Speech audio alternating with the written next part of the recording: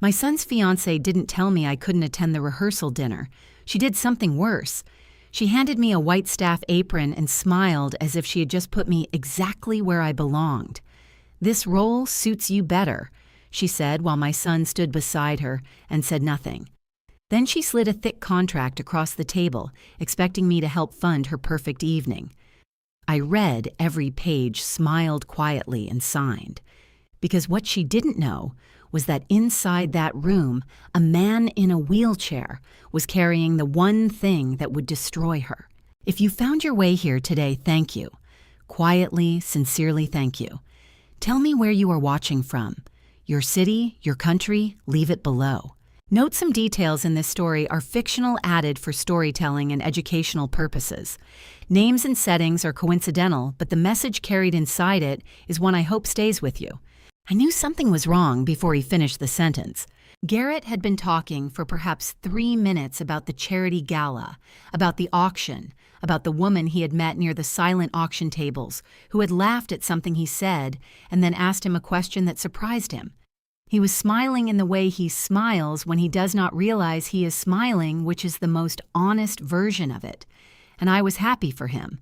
I want to be clear about that. In the 18 months since his last relationship had ended quietly and without drama, I had watched my son move through his days with a kind of careful self-containment that had worried me more than grief would have. So I was glad he was smiling. And then he said her name. Brooke Langford. He said it the way people say names they have already said to themselves many times in private too, easily too familiar for a first mention. Her father is Wallace Langford, he added. The real estate attorney. She mentioned he's been dealing with some health issues lately, but she's very close to him. I nodded and said something appropriate. I do not remember what. What I remember is the specific quality of my own attention shifting the way it does when something ordinary contains a detail that does not quite fit, like a photograph where the shadows fall from the wrong direction.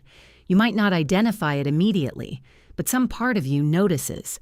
I had built a company from the ground up over 32 years. Before that, I had spent a decade learning how businesses fail, studying the mistakes of others, with the particular focus of someone who cannot afford to repeat them. What that kind of work teaches you more than any technical skill is how to read the information that is not being offered, the gap between what a person says and what a person means. Garrett spoke about Brooke for another 10 minutes. She was 31, worked in private wealth management, had grown up partly in Dallas and partly in Scottsdale. She was by his account generous and quick and genuinely funny.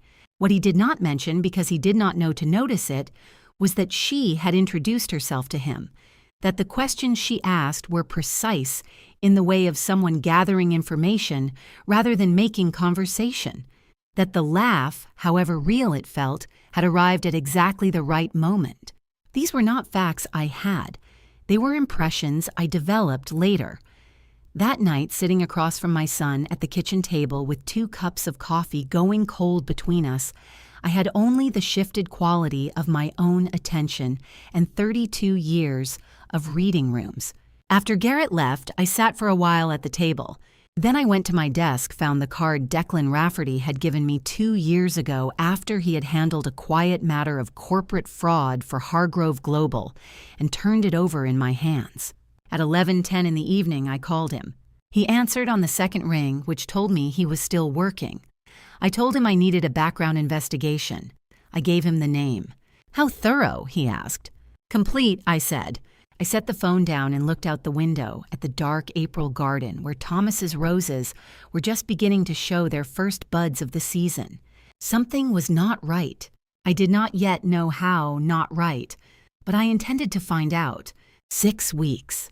That was how long Declan Rafferty needed to build a file on Brooke Langford. I had worked with him long enough to know that 6 weeks from Declan meant the picture was complete, not merely assembled, but verified, cross-referenced, and presented in the specific order that would allow me to understand not just what had happened, but why. I had first hired Declan in the spring of 2014, when a senior project manager at Hargrove Global had been quietly redirecting vendor payments into a shell company he controlled. The loss over 18 months had been significant. What mattered more to me than recovering the money was understanding how it had happened without anyone noticing. Declan had found the answer in 11 days. He was not flashy, not theatrical, and he never speculated. He told you what he had found and let you draw your own conclusions. In 10 years of working together, I had never once wished for a different investigator. He was waiting in my office on the 38th floor when I arrived at 7:30 on a Thursday morning in late May.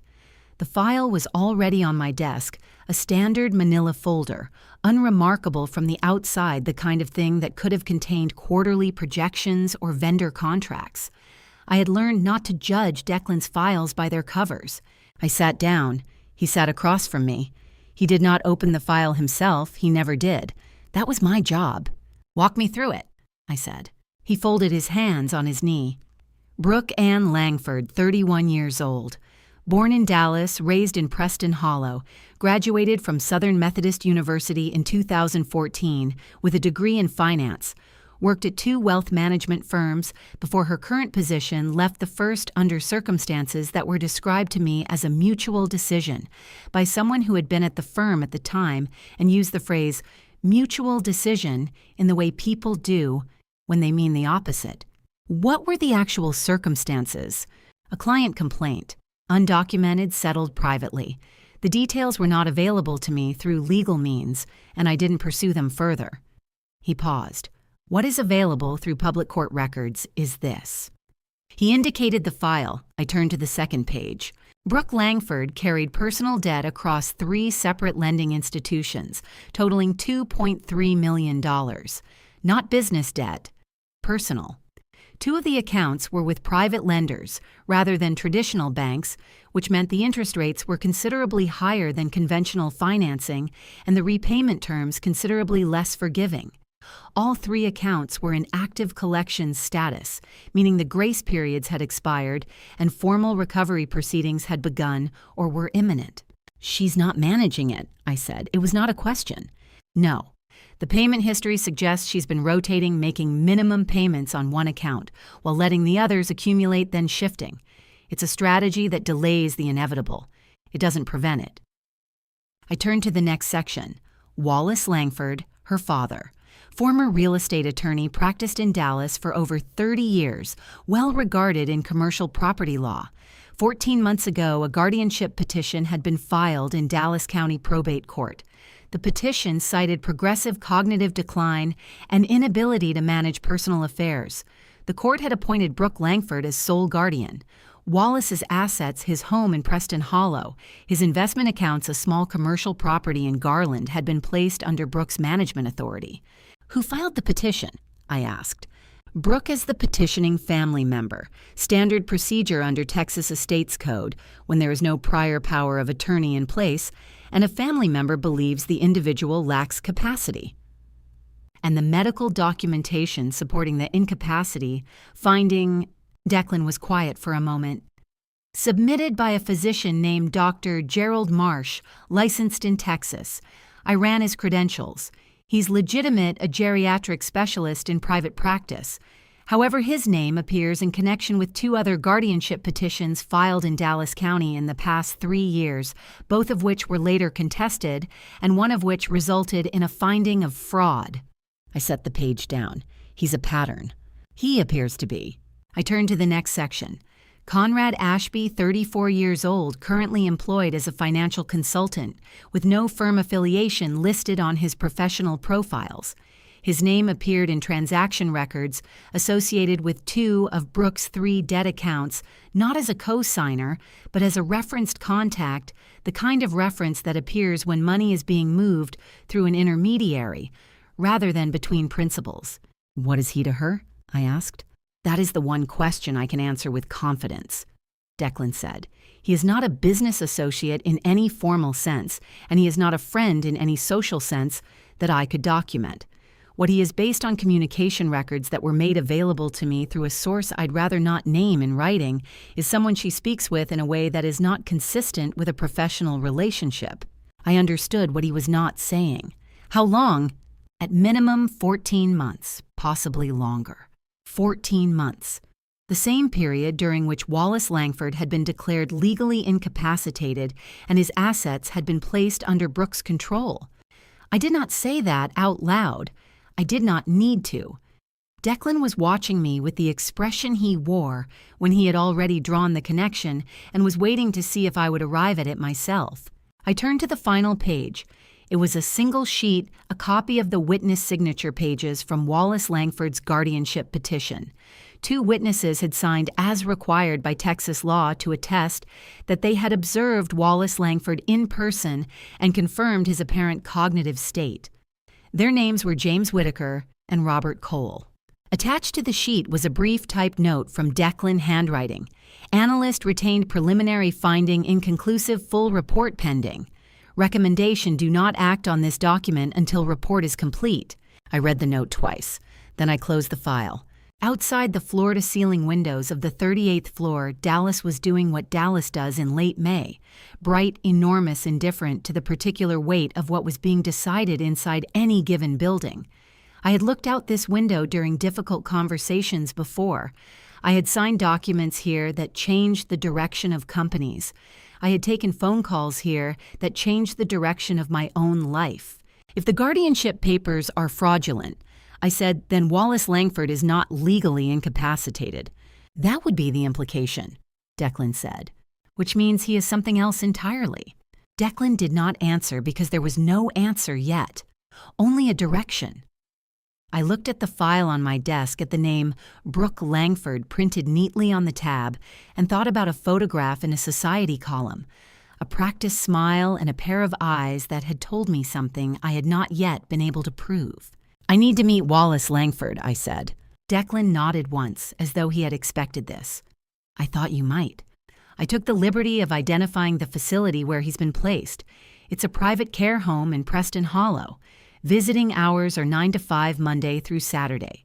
Tuesday is the one day his daughter does not typically visit. I looked at him. After 12 years, I should not have been surprised. I was, anyway, slightly. Thank you, Declan. I'll have the handwriting report by end of next week, he said.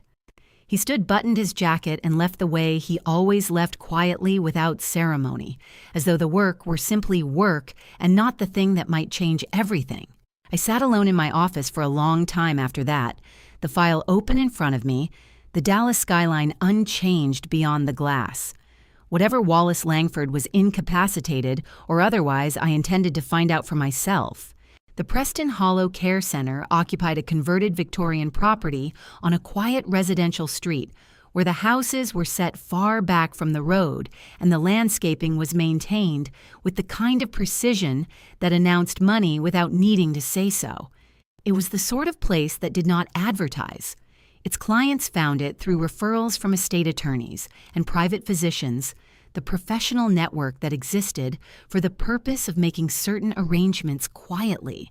I had driven past it twice over the years without ever having reason to stop. On a Tuesday morning in early June, I stopped. I had called ahead the previous Friday, identifying myself as a longtime family acquaintance of the Langfords, who was passing through the area and would like to pay a brief visit to Wallace. The administrator I spoke with was pleasant and efficient. She confirmed that Mr. Langford was receiving visitors and that Tuesday mornings were generally calm. She did not ask for documentation. Private care facilities of this caliber operated on the assumption that their clients' social circles were trustworthy. It was, I had noted, a reasonable assumption that was occasionally wrong. The lobby smelled of fresh flowers, and something underneath the flowers, institutional cleaning products, attempting to be invisible and not quite succeeding. The administrator who greeted me was a woman in her 50s named Mrs. Darlene Pruitt, who wore a lanyard with her photograph and spoke in the measured, reassuring tone of someone long practiced at making difficult circumstances feel manageable. She walked me down a carpeted hallway to a sitting room that faced a small enclosed garden. Wallace Langford was in a wingback chair near the window. He was 71 years old, though the man in that chair looked older, or perhaps simply reduced the way people look when they have been confined to a small space for a long time. He had been a large man, once I could tell from the frame of him the breadth of his shoulders under a cardigan that was slightly too big. His hands rested on the arms of the chair. His eyes were directed toward the garden outside, unfocused, or at least presenting as unfocused. I thanked Mrs. Pruitt and took a seat across from him. She left, pulling the door to, without closing it fully, standard practice, I assumed, for visits with residents whose cognitive status was documented as diminished. "Good morning, Mr. Langford," I said. "My name is Vivian Hargrove. I'm an old acquaintance of the family." He did not respond immediately. His gaze remained on the garden. "I waited the way you wait when you are not certain what you are waiting for, but are committed to finding out. Beautiful morning," I said. "The garden looks well kept." Nothing. I studied him carefully. Not his face, which told me what he intended it to tell me, but his hands. His left hand specifically. The fingers were still on the armrest, but his index finger moved almost imperceptibly, tracing a slow shape against the fabric. It could have been an involuntary tremor. In a man with documented cognitive decline, it would have been noted as exactly that. I recognized it as something else. In 30 years of sitting across conference tables from people who were pretending to feel or think something other than what they actually felt or thought, I had learned to read the hands before the face. The face was the performance. The hands were the truth. I changed my approach. "I understand you spent 30 years in commercial real estate law," I said, keeping my voice conversational. "I'm in real estate development myself. Hargrove Global, we built the Meridian Tower, the Crosspoint Complex in Uptown, among others." The finger on the armrest stopped moving, just for a moment, then resumed. "I've always found the intersection of property law and development financing to be the most interesting problem in the industry." I continued. "The way easement rights interact with air rights in vertical construction, for example. It's not something most people think about until it becomes expensive." The hand on the armrest went completely still. I leaned forward slightly and lowered my voice to a register that would not carry beyond the room. "Mr. Langford, I'm not here by accident. I'm here because of what I found in the guardianship papers filed with Dallas County Probate Court 14 months ago, specifically the witness signatures on pages 4 and 5, a silence that lasted long enough for me to consider that I had miscalculated. Then Wallace Langford turned his head and looked at me directly for the first time. His eyes were clear, not partially clear, not intermittently focused, fully, completely, unambiguously clear. The eyes of a man who had been behind a very deliberate curtain and had just decided to step in front of it. He held my gaze for 3 seconds. Then he looked back toward the garden, resuming the presentation, precisely as though a switch had been thrown. But he spoke, quietly, without moving his lips more than necessary, in the manner of someone who had practiced saying things without appearing to say them. "She puts something in my tea every morning," he said. "Has been doing it for 8 months. Lorazepam, I believe, based on the effects. I stopped drinking it 6 months ago. I pour it into the soil of that plant." He indicated with the smallest movement of his eyes a potted fern on the windowsill to his left. "She has not noticed." I kept my own face still. "The pills themselves, do you still have them?" "I have been keeping them, dated and labeled in a small container in the bottom of my shaving kit. I did not know who I was keeping them for. I only knew I should keep them."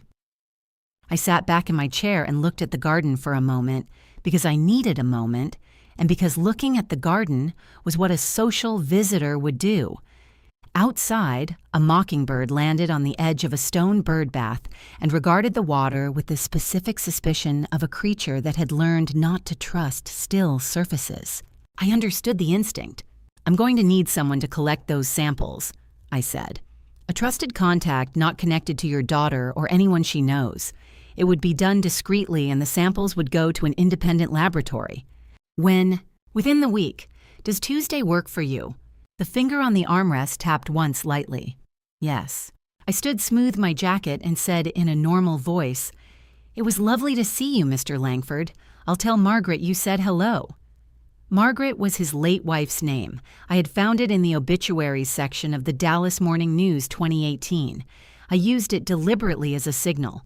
The corner of his mouth moved almost imperceptibly. Not a smile exactly. Something more considered than a smile. The expression of a man who had been waiting for a very long time for someone to say the right thing and had just heard it. I walked out through the lobby, thanked Mrs. Pruitt, and drove out of the Preston Hollow Care Center at a pace that communicated nothing other than a routine Tuesday morning visit. My hands were steady on the wheel. My heart, however, was doing something it had not done in a considerable time. It was making plans. 3 weeks after my first visit, I returned to the Preston Hollow Care Center on another Tuesday morning. The mockingbird was back at the stone bird bath, or perhaps it was a different mockingbird. They were territorial enough that it was probably the same one. I had brought a small arrangement of white dahlias this time, the kind of thing a family acquaintance might reasonably bring on a return visit. Mrs. Pruitt signed me in without comment. She was beginning to recognize me, which was useful. Wallace was already in the garden when I arrived, seated in his wheelchair near the far end of the path, positioned so that anyone approaching from the building would be visible well in advance. I recognized the placement as deliberate. He had chosen a spot that gave him sightlines and gave us privacy. For a man who had spent 30 years reading property surveys and site plans, spatial awareness was not something that diminished easily. I sat down on the wooden bench across from him. The June morning was warm, but not yet the aggressive heat that Dallas accumulates by July.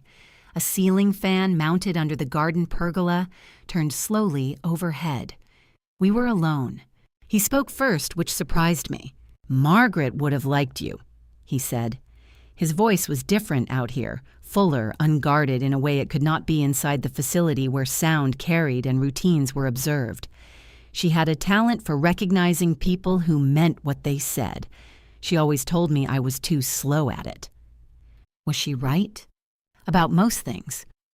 He looked at the dahlias I had set on the bench beside me. She loved dahlias. I haven't seen them in this garden since she passed. I did not offer condolences. They would have been accurate but insufficient, and Wallace Langford did not strike me as a man who needed accuracy when what the moment required was something else. I said, "Tell me what happened, from the beginning in whatever order makes sense to you." He told me. It took the better part of an hour, and he told it without self-pity, which I respected. Margaret had died in the spring of 2018, a stroke sudden, no warning. Brooke had been attentive in the months following, more present than she had been in years. Wallace had been grateful for that and had told himself that grief had a way of returning people to what mattered. What he had not understood then was that Brooke's return had a specific purpose. She had begun quietly and systematically to position herself as the person who managed things. His calendar, his correspondence, his financial accounts one by one, under the justification of helping him through a difficult period, she had moved these into her oversight. By the time he recognized the pattern was already established, and reversing it would have required a confrontation he had not yet been ready for. "I kept thinking she would stop," he said. "I kept thinking there was a version of this that was still my daughter looking after her father. I held on to that longer than I should have." "When did you understand it was something else?" "When she brought the physician." He said it flatly. "A man named Marsh. I had never met him before. He asked me a series of questions, some of which were reasonable cognitive assessments, some of which were not. He spoke to Brooke more than he spoke to me. 3 weeks later, I was informed by an attorney I had never hired that I had been found to lack legal capacity, and that Brooke had been appointed my guardian." He paused. "I am a real estate attorney, Mrs. Hargrove. I have read more contracts than most people have read books. I know what a guardianship filing looks like. What was filed on my behalf was not prepared by someone acting in my interest." "The witness signatures," I said, "were not witnesses I had ever met. I recognized the names from nowhere in my life." He looked at the pergola fan turning above us. "I did not know how to fight it from inside this facility without access to my own funds or my own counsel. So I did what I could do." He reached into the inside pocket of his cardigan. What he produced was a small digital voice recorder, a Sony model, compact and unobtrusive, the kind sold in any electronics store. He held it out to me. "Under Texas law," he said, A person may legally record any conversation in which they are a participant without informing the other parties. I looked it up in the facility's reference library 6 months ago before I had any reason to believe I would ever have someone to give a recording to. I wanted to know my options. He set the recorder on the bench between us. I have been recording every conversation Brooke has in my presence since November of last year. She speaks freely when she believes I cannot understand what she is saying. I looked at the recorder without touching it yet. How much is on there? 3 months of visits. Twice weekly, sometimes 3 times. She brings Conrad with her occasionally. He said the name without inflection, but the control required to say it that way told me more than inflection would have. He does most of the talking when he is here. She listens and directs. I picked up the recorder. It was lighter than I expected, and heavier than it should have been given what it contained. I have a man I trust, I said. He'll come on a Thursday, not a Tuesday, not a day your daughter visits. He'll also need your shaving kit. Wallace nodded. He understood without my having to explain that the medication samples needed to leave the facility through a channel that could not be traced back to a decision he had made consciously, because a man with documented cognitive decline was not supposed to make conscious decisions. One more thing, I said. I told him then about Garrett, about my son, about what Declan had found, about why I was sitting in this garden on a Tuesday morning with a woman he had never met 3 weeks ago. I thought he deserved to know the full shape of it. He was quiet for a long time after I finished, a long, considered quiet. She's going to destroy that boy, he said finally, not with anger, with the particular sorrow of someone who has watched a pattern play out before and knows how it ends.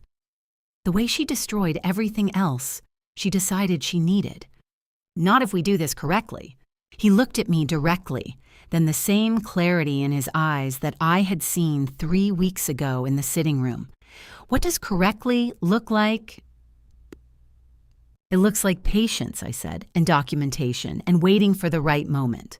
He considered this. Then he picked up the recorder and placed it in my hand properly this time. Deliberately, the transfer of a thing that had been kept carefully and was now being trusted to someone else. I have been patient for 14 months, Mrs. Hargrove, he said. I believe I can manage a little more. I stood to leave. I left the dahlias on the bench. As I walked back toward the building, I heard him behind me settling back in his chair with the particular stillness of a man resuming a performance he had become expert at, secure in the knowledge that this time, unlike all the times before, someone on the outside knew the performance was a performance. On Thursday of that week, Declan arrived at the Preston Hollow Care Center, posing as a specialist in assistive technology there, to assess Wallace's room for adaptive equipment. He left 40 minutes later with a small sealed container in his jacket pocket, labeled in Wallace's handwriting, and a digital voice recorder that he would spend the following 2 weeks transcribing and verifying before delivering the results to my office. The medication samples went to an independent laboratory in Houston the following Monday. We requested a full toxicological analysis. The turnaround, Declan told me, would be approximately 6 weeks. I drove home that Thursday evening through the early summer Dallas traffic and thought about patience. I had been building things for 30 years. I knew how long foundations took. I knew that the impulse to move before the structure was ready was the single most reliable way to watch something collapse. Whatever I was building now required the same discipline, maybe more. I had been rehearsing the conversation for 2 weeks. Not the words exactly. I had learned over 60 years that rehearsed words have a way of arriving wrong, too polished for the moment they meet. What I rehearsed was the order. What to say first, what to hold back, how to give him enough truth to make a decision without giving him so much that the decision was already made for him. I chose a Sunday evening because Sunday evenings in our house had always been the time for things that mattered. Thomas had established that without ever stating it as a rule. It was simply what Sundays became slower, quieter, more honest than the rest of the week. Garrett arrived at 6. I had made pot roast, his father's recipe, the one that takes 4 hours and fills the house with something that smells like every winter of his childhood. He noticed it the moment he walked through the door and gave me a look that was half gratitude and half suspicion, because he had learned over 30 years that I cooked that particular dish when I needed him to sit still for a while. We ate first. I had decided that much. After dinner, when the plates were cleared and we were both holding coffee, we were not really drinking. I set a folder on the table between us. Not Declan's full file that would have been too much too fast. A summary, 12 pages.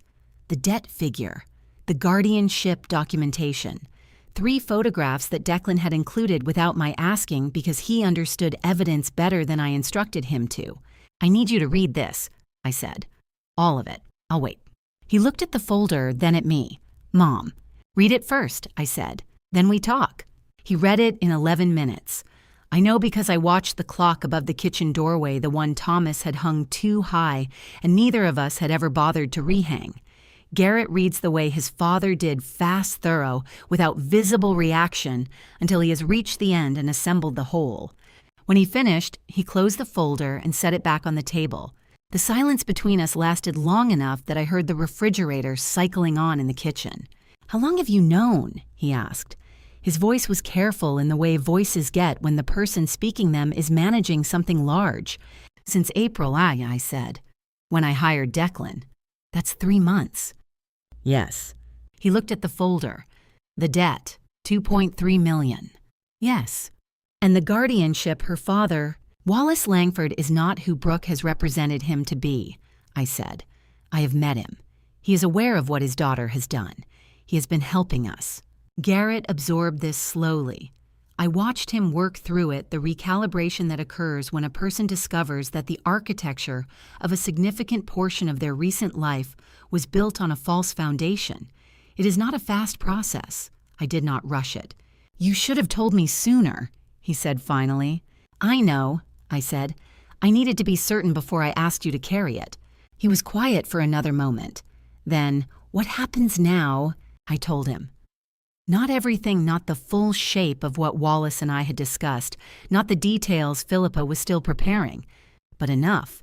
The contracts Brooke was about to propose, the role I intended to play, what I needed from him.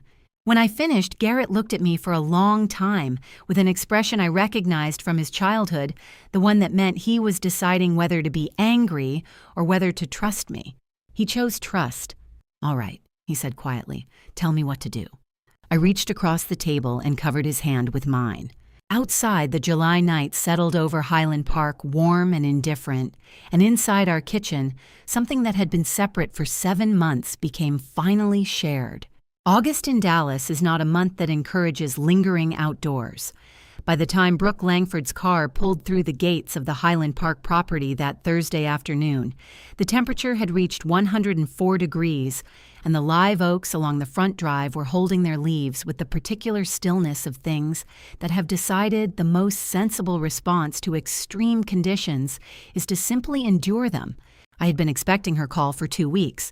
Once the Rosewood Mansion booking was confirmed and the vendor contracts began requiring deposits, it was only a matter of time before she needed to address the question of who was paying for what and under what arrangement. She had called on a Monday, pleasant and direct, suggesting Thursday at the house if that worked for me. I told her Thursday was fine. I spent the intervening 3 days on the phone with Philippa Stanton. Philippa had been my attorney for 11 years. I had found her through a referral from a federal judge who described her as the most precise legal mind he had encountered in 20 years on the bench, which was the kind of recommendation I took seriously. She was 47 originally from Savannah and had the quality of stillness that the best attorneys share, the ability to be completely present in a conversation while simultaneously processing it from 3 different angles. She had handled my estate planning, 2 significant contract disputes, and the restructuring of Hargrove Global's ownership structure after Thomas died. She knew where every document was and what every clause meant, and she had never once given me advice I later regretted taking. When I explained what I needed, she was quiet for a moment. Then she said, "Give me 72 hours. She called back in 48. What Philippa prepared in those 48 hours was, in her words, entirely standard. Every clause was visible. Every term was written in plain language. Every page was numbered and the document was formatted according to Texas contract standards, 12-point font standard margins, nothing hidden and nothing ambiguous.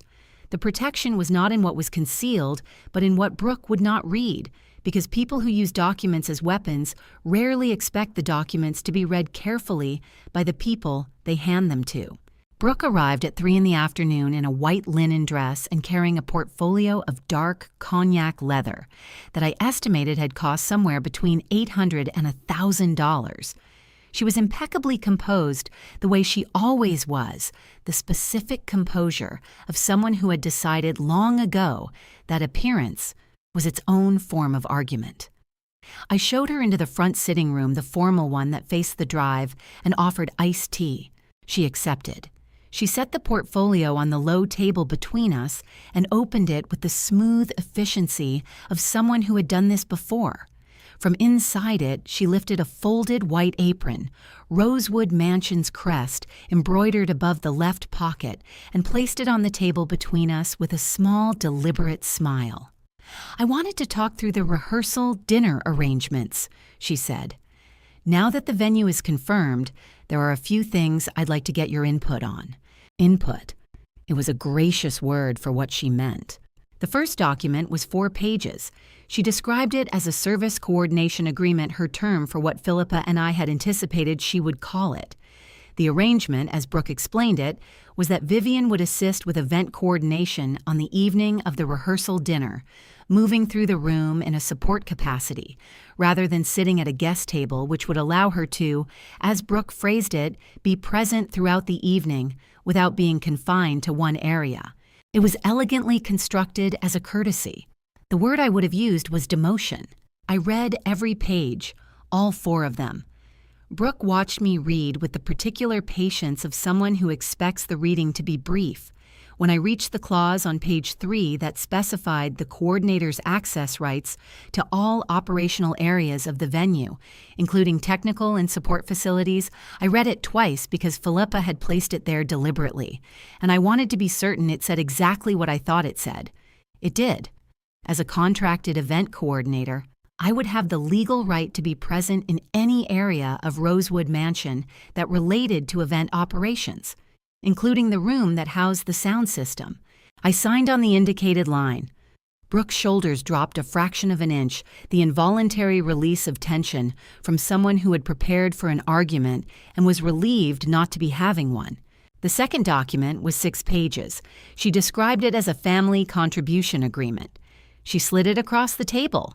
I picked it up and read the first page, then set it down and said calmly that I would need my attorney to review it before I signed anything of this nature.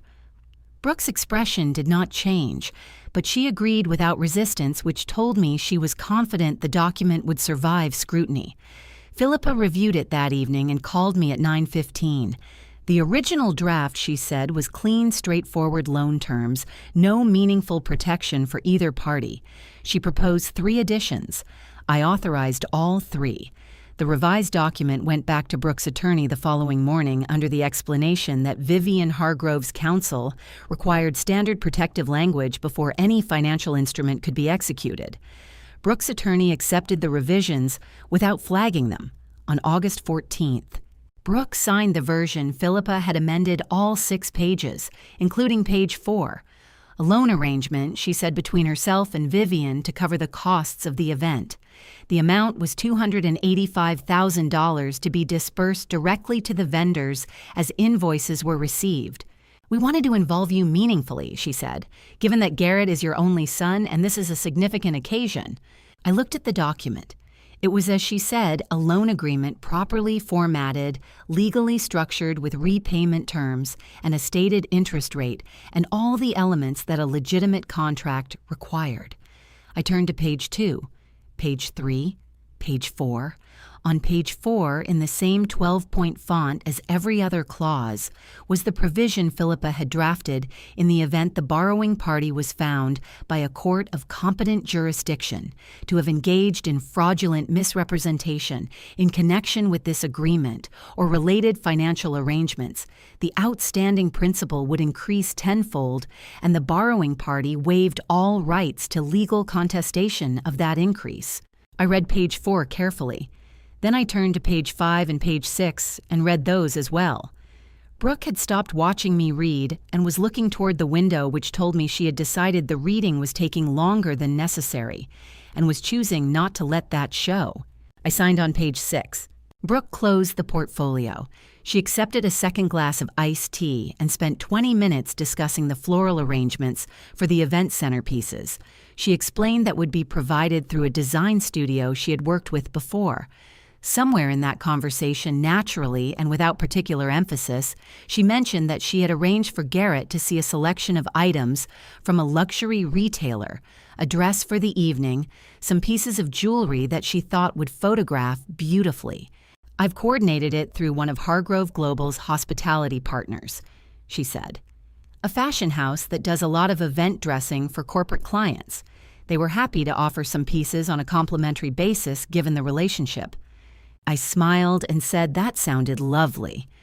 Because it did sound lovely, and because the hospitality partner she was referring to was a fashion house that had been under formal contract with Hargrove Global for 7 years, which meant that every item loaned through that relationship was documented as a corporate asset until formally purchased or returned, which meant that whatever Brooke selected the dress, the jewelry, all of it would remain on paper, the property of Hargrove Global, until Brooke paid for it, which she would not because she did not have $285,000, let alone what a luxury retailer charged for an evening dress.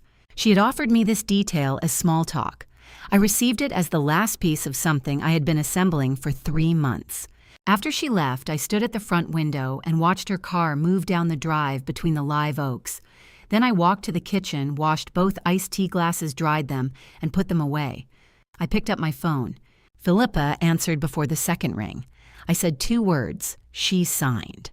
A pause on the other end, the specific quality of silence that a precise legal mind produces when it is confirming an outcome it prepared for, but does not take for granted. Both, she asked. Both, I said. Another pause. Then we have what we need. I looked out at Thomas's garden in the August heat, the flowers pulled tight against the temperature, waiting for evening when it would finally be cool enough to open. Almost, I said. Not quite yet, but almost. It was the second week of September 2024, and Dallas was still holding its heat like a debt it refused to settle. Philippa's office occupied the upper floors of a building that had been designed with the specific intention of communicating permanence. Dark wood paneling bookshelves that held actual books, windows that looked south toward downtown, and the cluster of towers where Hargrove Global's flag flew from the 42nd floor. I had been in this office during some of the most consequential conversations of my professional life. It had that quality, the quality of a room that had absorbed serious things and was prepared to absorb more. Declan was already there when I arrived. He was standing near the window with a coffee he had not touched, which was how I knew the information he was carrying was significant. In 12 years of working together, Declan Rafferty drank his coffee while it was hot, unless something was occupying enough of his attention to make temperature irrelevant. I sat down. Philippa took her place behind the desk. Declan set down the coffee and turned from the window. Conrad Ashby, Soki, he said, will be attending the rehearsal dinner under the name Andrew Colton. The invitation was processed through a third-party event coordinator Brooke hired for guest list management. According to the financial records Declan had obtained, 2 of Wallace's investment accounts were scheduled for a significant transfer authorization within 72 hours of the rehearsal dinner transactions that required a co-signature Conrad had been providing on Brooke's behalf throughout the guardianship period. His presence that evening was not social.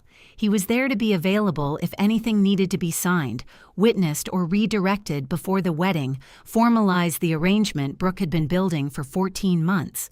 The name Andrew Colton corresponds to a real individual, a former colleague of Brooke's from her first position in wealth management, but the contact information on the RSVP was routed through a forwarding address in Frisco that I've traced to a mailbox service Conrad has used before for similar purposes. "So he'll be in the room," I said. "Table 7. He confirmed his attendance 11 days ago." I looked at Philippa. She nodded once the way she nodded when a fact she had anticipated had arrived on schedule. "The laboratory report," I said. Declan reached into the inside pocket of his jacket and produced a document of perhaps 12 pages, which he set on Philippa's desk without ceremony.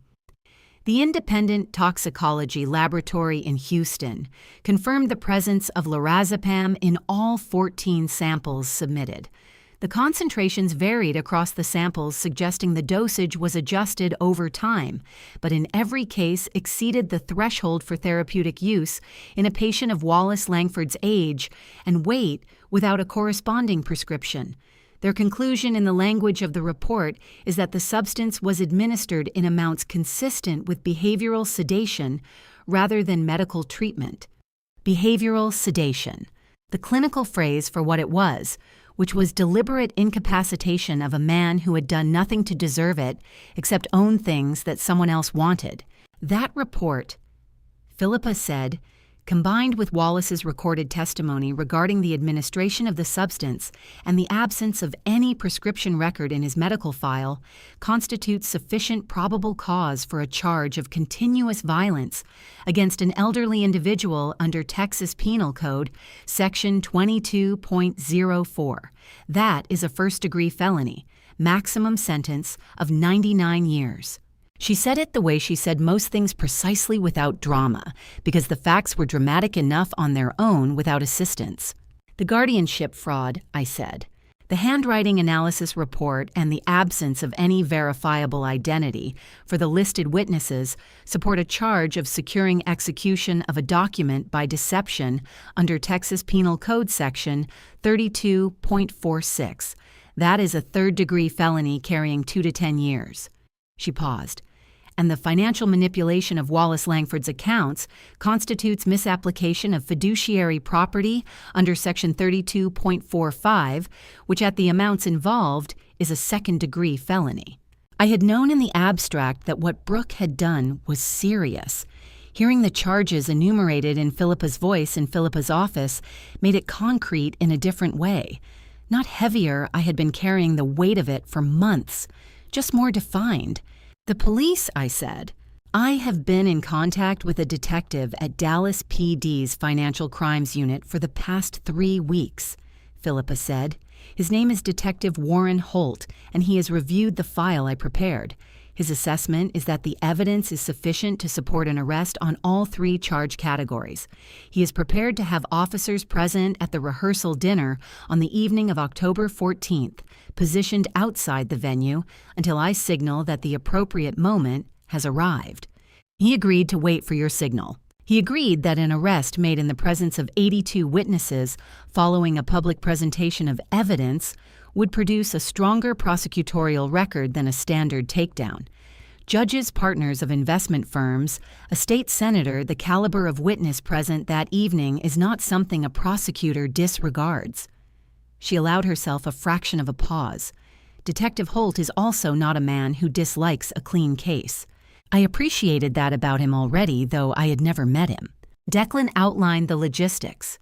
He would arrive at Rosewood Mansion at 2 in the afternoon as a contracted audio-visual technician, a role documented in the venue's service records through the supplemental technical agreement I had signed as part of my event coordinator contract.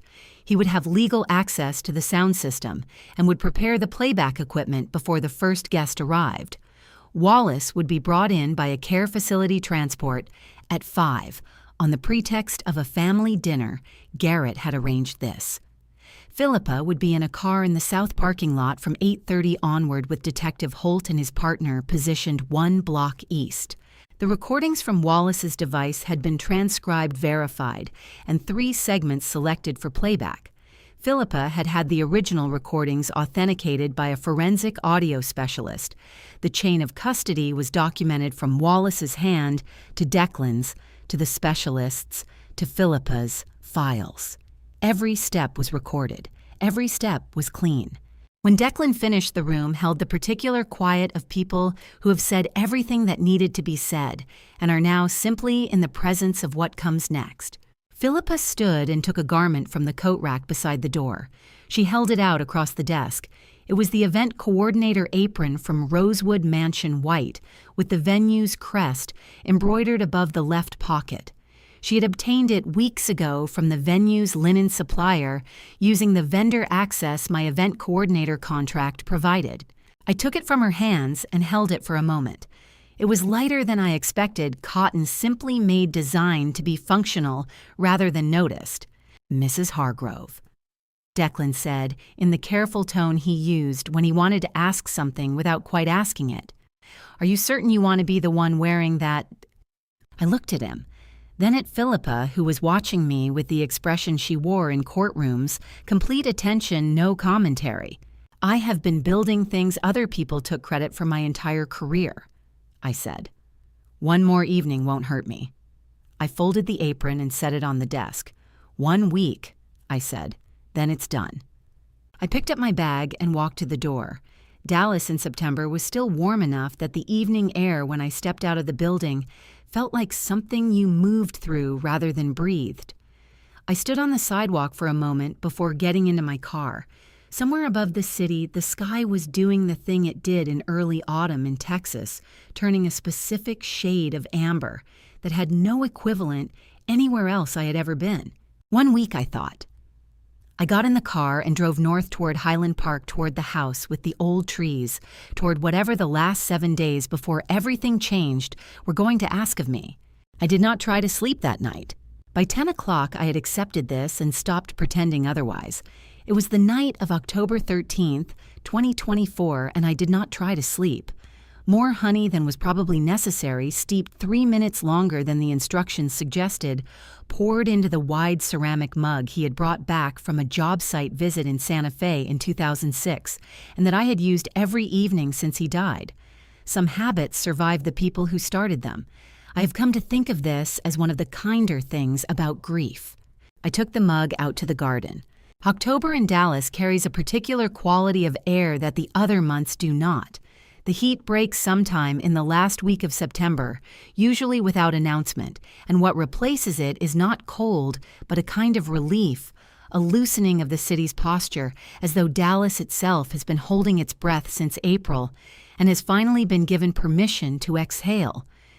The garden held this air between its hedges and along the flagstone path that Thomas had laid by hand one weekend in 2001, fitting each stone against the next with the precision of a man who believed that if you were going to do something yourself, you were obligated to do it correctly. I sat in the chair at the end of the path, the one Thomas had placed there because it faced west and caught the last of the afternoon light, and which I had moved slightly to the left after he died, because the original position was his, and I needed the chair to be mine. Small adjustments, the kind you make when you are learning to live inside a life that has been altered in its fundamental architecture. The garden in October looked nothing like the garden in August when I had stood at the kitchen window and watched Brooke's car leave the drive. The roses Thomas had planted along the south wall were past their second bloom, pulling inward the way roses do before the season asks them to rest. The jasmine along the back fence had gone quiet. Everything was preparing in the way that living things prepare, not dramatically, not with announcement, but with the steady biological intelligence of things that have survived many seasons and understand what is required of them. I thought about Thomas, not the way I thought about him in the first years after he was gone, when thinking about him was something that happened to me rather than something I chose. This was different, deliberate, the way you return to a conversation you have been considering for a long time and have finally found the right moment to continue. He had been a builder, Thomas. Not in the way I was not, commercially not at scale. He built the things around him, the house, the garden, the relationships he chose, and maintained with the particular care of someone who understood that structure required maintenance, or it declined. He had built Garrett in the way fathers build their sons, not by instruction alone, but by being something worth observing. And he had built me in ways I was still discovering 12 years after his death, finding evidence of his influence in decisions I made alone and ways I responded to things I could not have anticipated when he was alive. I thought about what he would have made of this. He had been a patient man, more patient than I was, more willing to wait for the right moment rather than engineer it. But he had also been clear-eyed about human nature in a way that sentimentality did not distort. He would have looked at Brooke Langford's file and read it the way he read everything completely without rushing to judgment, and then arrived at a judgment that was final. He would not have enjoyed what needed to be done, but he would have understood why it did. And Wallace. I thought about Wallace Langford sitting in a facility in Preston Hollow for 14 months, maintaining a performance of incapacity so complete that no one had questioned it. The nurses, the administrators, the physician who visited monthly and filed his reports with the court. 14 months of pouring drug tea into a potted fern, of recording conversations on a device he had purchased and operated himself without instruction, because he was a real estate attorney who had spent 30 years reading documents carefully and knew that evidence was the only language certain people understood.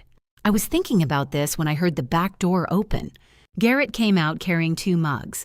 He had not asked if I wanted company, which told me he had not come out to offer company so much as to be present, a distinction Thomas had taught him, though I doubted either of them would have named it that way. He handed me one of the mugs and sat down in the low garden chair to my left, the one that had always been where guests sat when Thomas and I were both in the garden, and which had become the chair for whoever was visiting since. He was in a gray t-shirt and the old flannel jacket he had kept since college, and he looked in the October night like a younger version of a face I had been looking at for 30 years. The resemblance to Thomas was sometimes difficult and sometimes a gift, and at that moment in the garden dark it was both. We did not speak for a while. That was also something he had from Thomas, the ability to be in a silence without needing to fill it.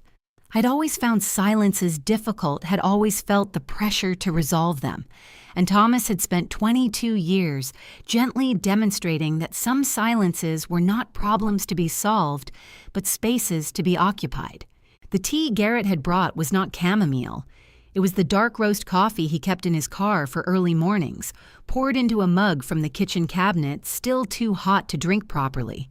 I held it and let the warmth come through the ceramic into my hands. "Are you scared?" he asked after a while. "Not of tomorrow." Of what comes after, I considered this honestly, which he deserved. After tomorrow, there would be legal proceedings.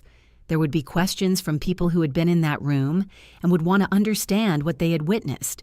There would be the matter of Wallace's guardianship being formally overturned by the Dallas County Probate Court, which Philippa had already filed the motion to initiate.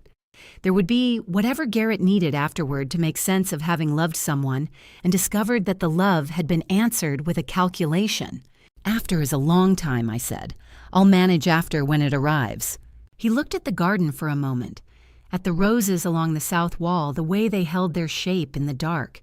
Then he said, "Dad would have liked this plan, the whole thing. He would have said it was elegant." I had not expected that. Not the content of it. I had been thinking about Thomas all evening, but the timing, the specific way it landed in the night air between us. I felt something give way in my chest that had been held tight for a very long time, not breaking, nothing so dramatic as that. Simply releasing the way a knot releases when the tension that was holding it finally finds somewhere else to go. I did not try to stop what came next. One of the things I had learned in 12 years of managing everything alone was that the moments when you were permitted to stop managing had to be taken when they arrived, because they did not wait. Garrett did not say anything. He put his hand on my arm briefly and then removed it. That was enough. That was in fact exactly enough. We stayed in the garden until the coffee went cold. When I finally stood and gathered the mugs to go inside, I paused at the back door and looked once more at the garden, at the roses, at the flagstone path, at the chair Thomas had placed, and I had moved slightly to the left. Tomorrow, I thought. Just get through tomorrow. In the kitchen, I set the mugs in the sink. I looked at the apron hanging on the hook beside the back door, white cotton Rosewood Mansion's crest above the left pocket. I had hung it there 3 days ago where I could see it each morning when I made coffee, because I had found over the years that the best way to be ready for something difficult was to stop treating it as unusual. I turned off the kitchen light and went upstairs. Surprisingly completely, I slept. If you are still with me, type "stay" in the comments right now. I need to know you are here before we walk into that room together. A note: what follows contains fictional elements crafted for reflection and storytelling. If this is not the kind of story for you, this is a perfectly good place to step away, no judgment at all. The north side of Rosewood Mansion in Dallas has a service entrance between the loading dock and the catering kitchen. A steel door painted the same cream color as the rest of the building's exterior, distinguished from the decorative facade only by its handle, which was utilitarian and unadorned. It was the kind of door that was designed to be invisible to people arriving through the motor court at the front. I had used the front entrance of this building twice before at events Thomas and I had attended years ago when the Rosewood was still relatively new and its reputation was still being established. I had never used the north door.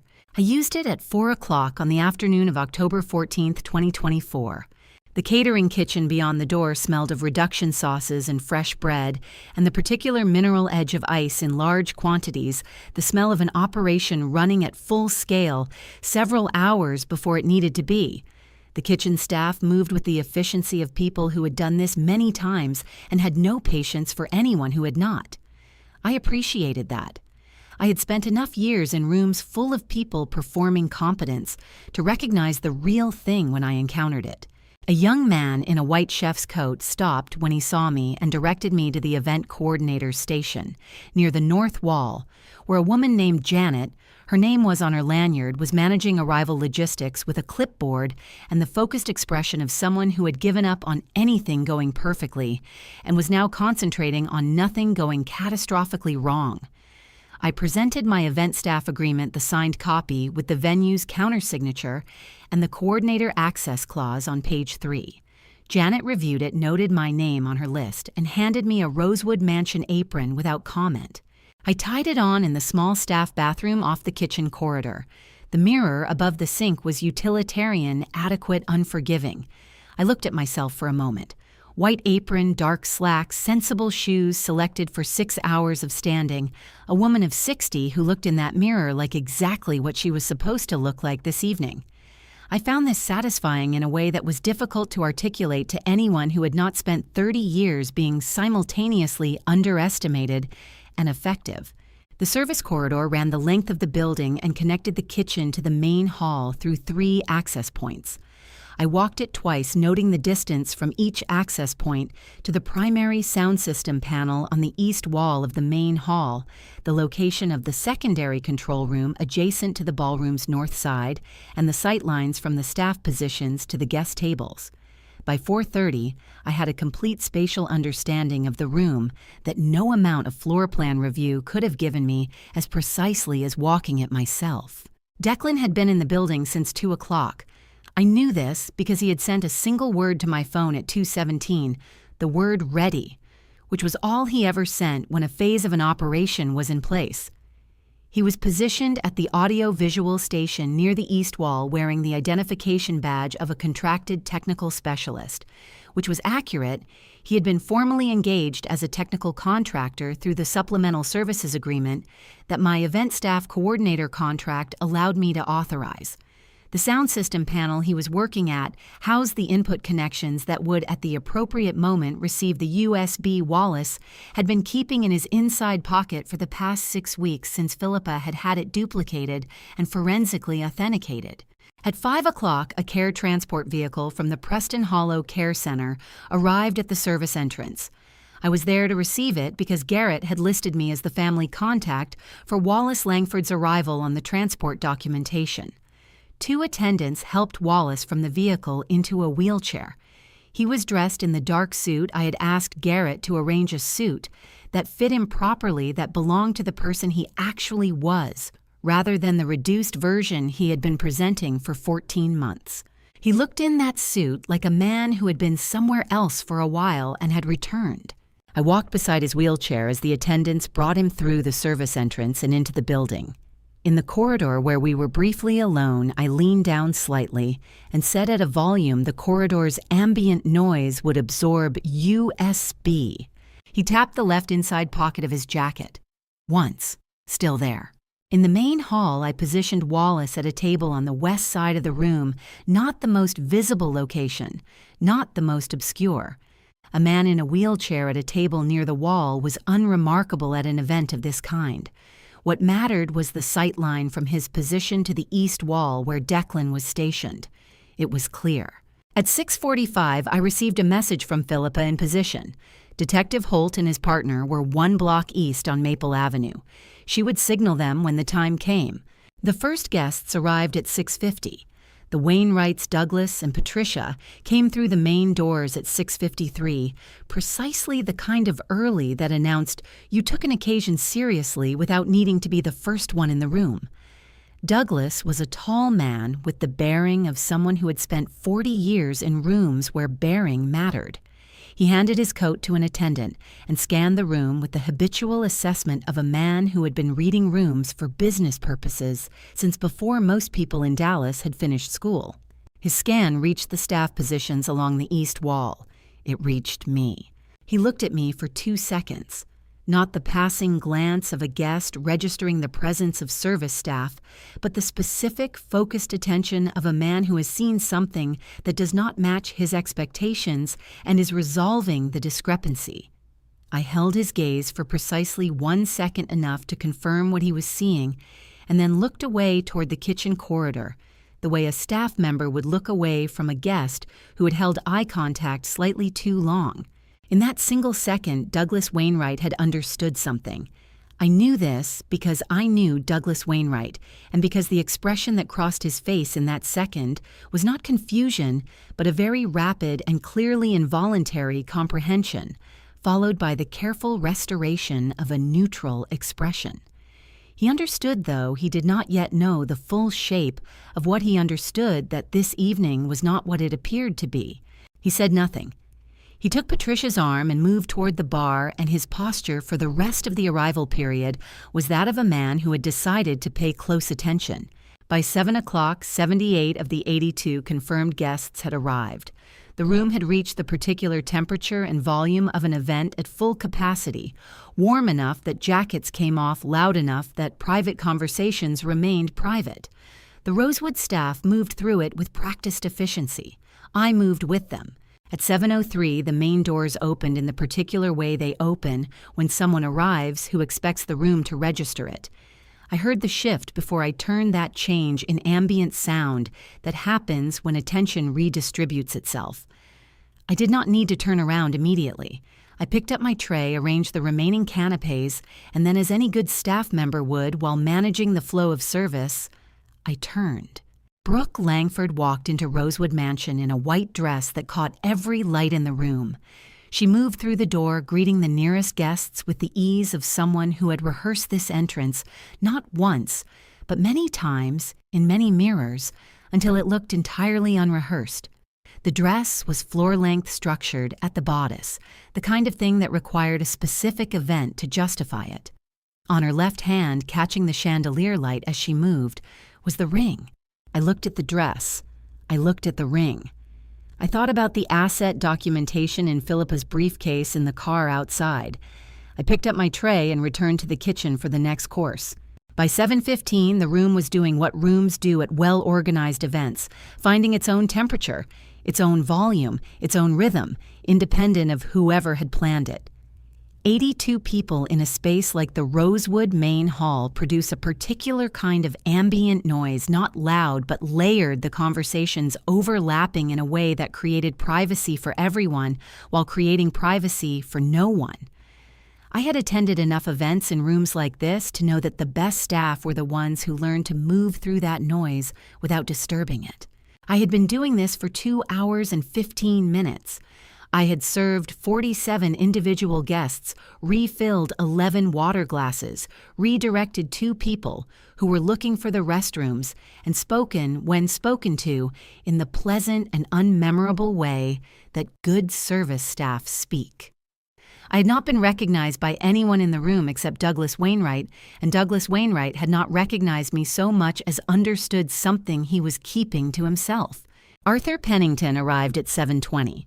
He was 63, silver-haired, and carried himself with the specific authority of someone who managed other people's money, at a level where the decisions involved were not merely financial, but consequential in the way that affected how institutions operated and families endured.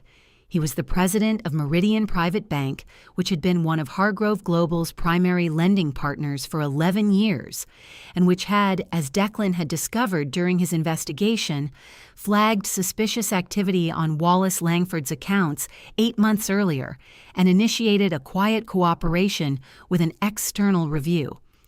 I had met Arthur Pennington at 17 separate professional events over the past decade. He knew my face the way people know faces they have seen in important rooms. He was taking a glass of champagne from a passing tray when I came by with the canapes. He looked at the tray, selected one, and then looked up. His eyes found my face and stopped. "Good evening," he said. "Good evening, Arthur," I said. It was 4 words between us. To anyone within earshot, it was unremarkable a guest acknowledging a server who happened to know his name, the kind of small familiarity that happened at events where the staff had been working in the same professional circles for years. To Arthur Pennington, who was a man of precision and considerable intelligence, it was something else entirely. I saw it register the specific recalibration of a sharp mind, encountering information that did not fit its current model of the situation. He did not say anything further. He moved away toward the north side of the room, and I watched him from the corner of my attention choose a position that gave him a view of most of the main hall. He was, I noted, doing exactly what I would have done in his position. Brooke had been moving through the room with Garrett at her side, managing the introductions with the practiced fluency of someone who had been rehearsing for this specific performance for the better part of a year. She knew the names of the guests' children, their recent professional achievements, the charitable causes that mattered to their families. It was impressive work, I will say that honestly.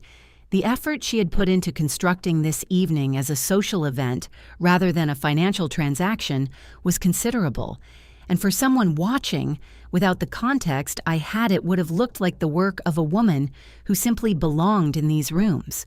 At 7:47, she passed close to where I was standing near the east wall Garrett. Beside her, a group of 3 guests completing a conversation about a development project in Frisco. She did not look at me directly.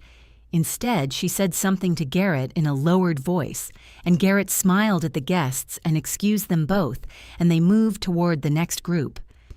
As they passed, Brooke's gaze crossed mine for approximately 1 second, not long enough to constitute acknowledgement, long enough to communicate what acknowledgement was not required to communicate. She was winning, she knew it. She wanted me to know she knew it. I held my tray level and moved toward the south side of the room. The moment I had been less prepared for came at 8:03 when Brooke was standing with Claire Ashford near the floral centerpiece at table 4, a position that placed them approximately 12 feet from where I was refilling water glasses at the adjacent table. I was not looking at them. I was attending to the glasses, which was my job. But the ambient noise in the room had shifted in the way it sometimes shifts at events, a brief lull in multiple nearby conversations that created for perhaps 20 seconds a pocket of relative quiet. Into that quiet, I heard Brooke's voice at a level that was not quite private and not quite public, the level of someone who has calibrated their volume to be overheard by specific people without appearing to address them. "She's always been more comfortable in the kitchen," she said to Claire Ashford. "Honestly, I think she prefers it. We thought it was kinder to find a role that suited her, rather than have her sitting at a table feeling out of place." Claire Ashford made a sound that was not agreement and not disagreement. The sound of someone in a social situation who has decided that the least consequential response is no response. I set down the water pitcher and picked up the tray. My hands were steady. My face was what it needed to be. I was aware in the way you become aware of a clock ticking when a room goes quiet of my own heartbeat, not accelerated, not distressed. Simply present marking time. Garrett appeared from my left without warning. He was returning from a conversation at table 6, moving in the direction of the bar, and his path took him within 3 feet of where I stood. He did not look at me. He did not slow his pace. But as he passed, his elbow made contact with mine, brief, deliberate, the specific pressure of intention rather than accident. 1 second of contact, no more. I did not look up. I did not change my expression.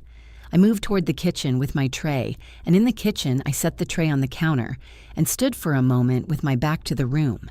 Then I checked my watch. 8:14. 43 minutes until the scheduled remarks from the podium, which Brooke had arranged to begin at 8:57 after dinner, when the guests were settled and the room had reached the particular relaxed attentiveness that came after a good meal and before the evening formally concluded. 43 minutes. I picked up a fresh tray, turned around, and walked back out into the room. On the west side, at the table near the window, Wallace Langford sat in his wheelchair with his hands folded in his lap and his eyes directed toward the middle distance, perfectly, completely, professionally blank. I passed within 10 feet of him without acknowledging him and without him acknowledging me. We had practiced this in the sense that people who have been through difficult things together develop an instinctive coordination that does not require rehearsal. His left hand resting on the arm of the wheelchair was completely still. In his inside jacket pocket, where it had been since he dressed for this evening, was everything that remained to be said. Before I reveal what no one in that room saw coming, comment, "I knew it," or "no way below." I want to know which side you were on before it happened. A reminder, some elements here are fictional, added to serve the story's purpose. If you prefer to step away before the final act, the door is open and there are no hard feelings. 8:57. I had been watching the clock above the service corridor for 11 minutes. The dinner plates were cleared. The room had reached the settled quality of a gathering that has been fed and is now prepared to be addressed. Brooke moved to the podium at 8:57 and 14 seconds. I was positioned near the east wall, 30 feet from the podium, 20 feet from Wallace's table. I had not moved from this position since 8:40. From here, I had a clear sightline to both. She spoke well. I will not pretend otherwise. She used specific details about Garrett, his career, the ways he had surprised her, and delivered them with what appeared to be spontaneous warmth. Several guests smiled. Patricia Wainwright did not. She had been speaking for approximately 4 minutes when I became aware of movement on the west side of the room. Wallace Langford had placed both hands on the armrests of his wheelchair. What no one in that room knew, what no one at the Preston Hollow Care Center had known, because Wallace had been careful about this too, was that every morning before the staff arrived for the 6 o'clock rounds, he had spent 40 minutes doing the exercises a physical therapist had taught him after a back surgery 20 years ago. He had done them quietly on the floor beside his bed in the dark.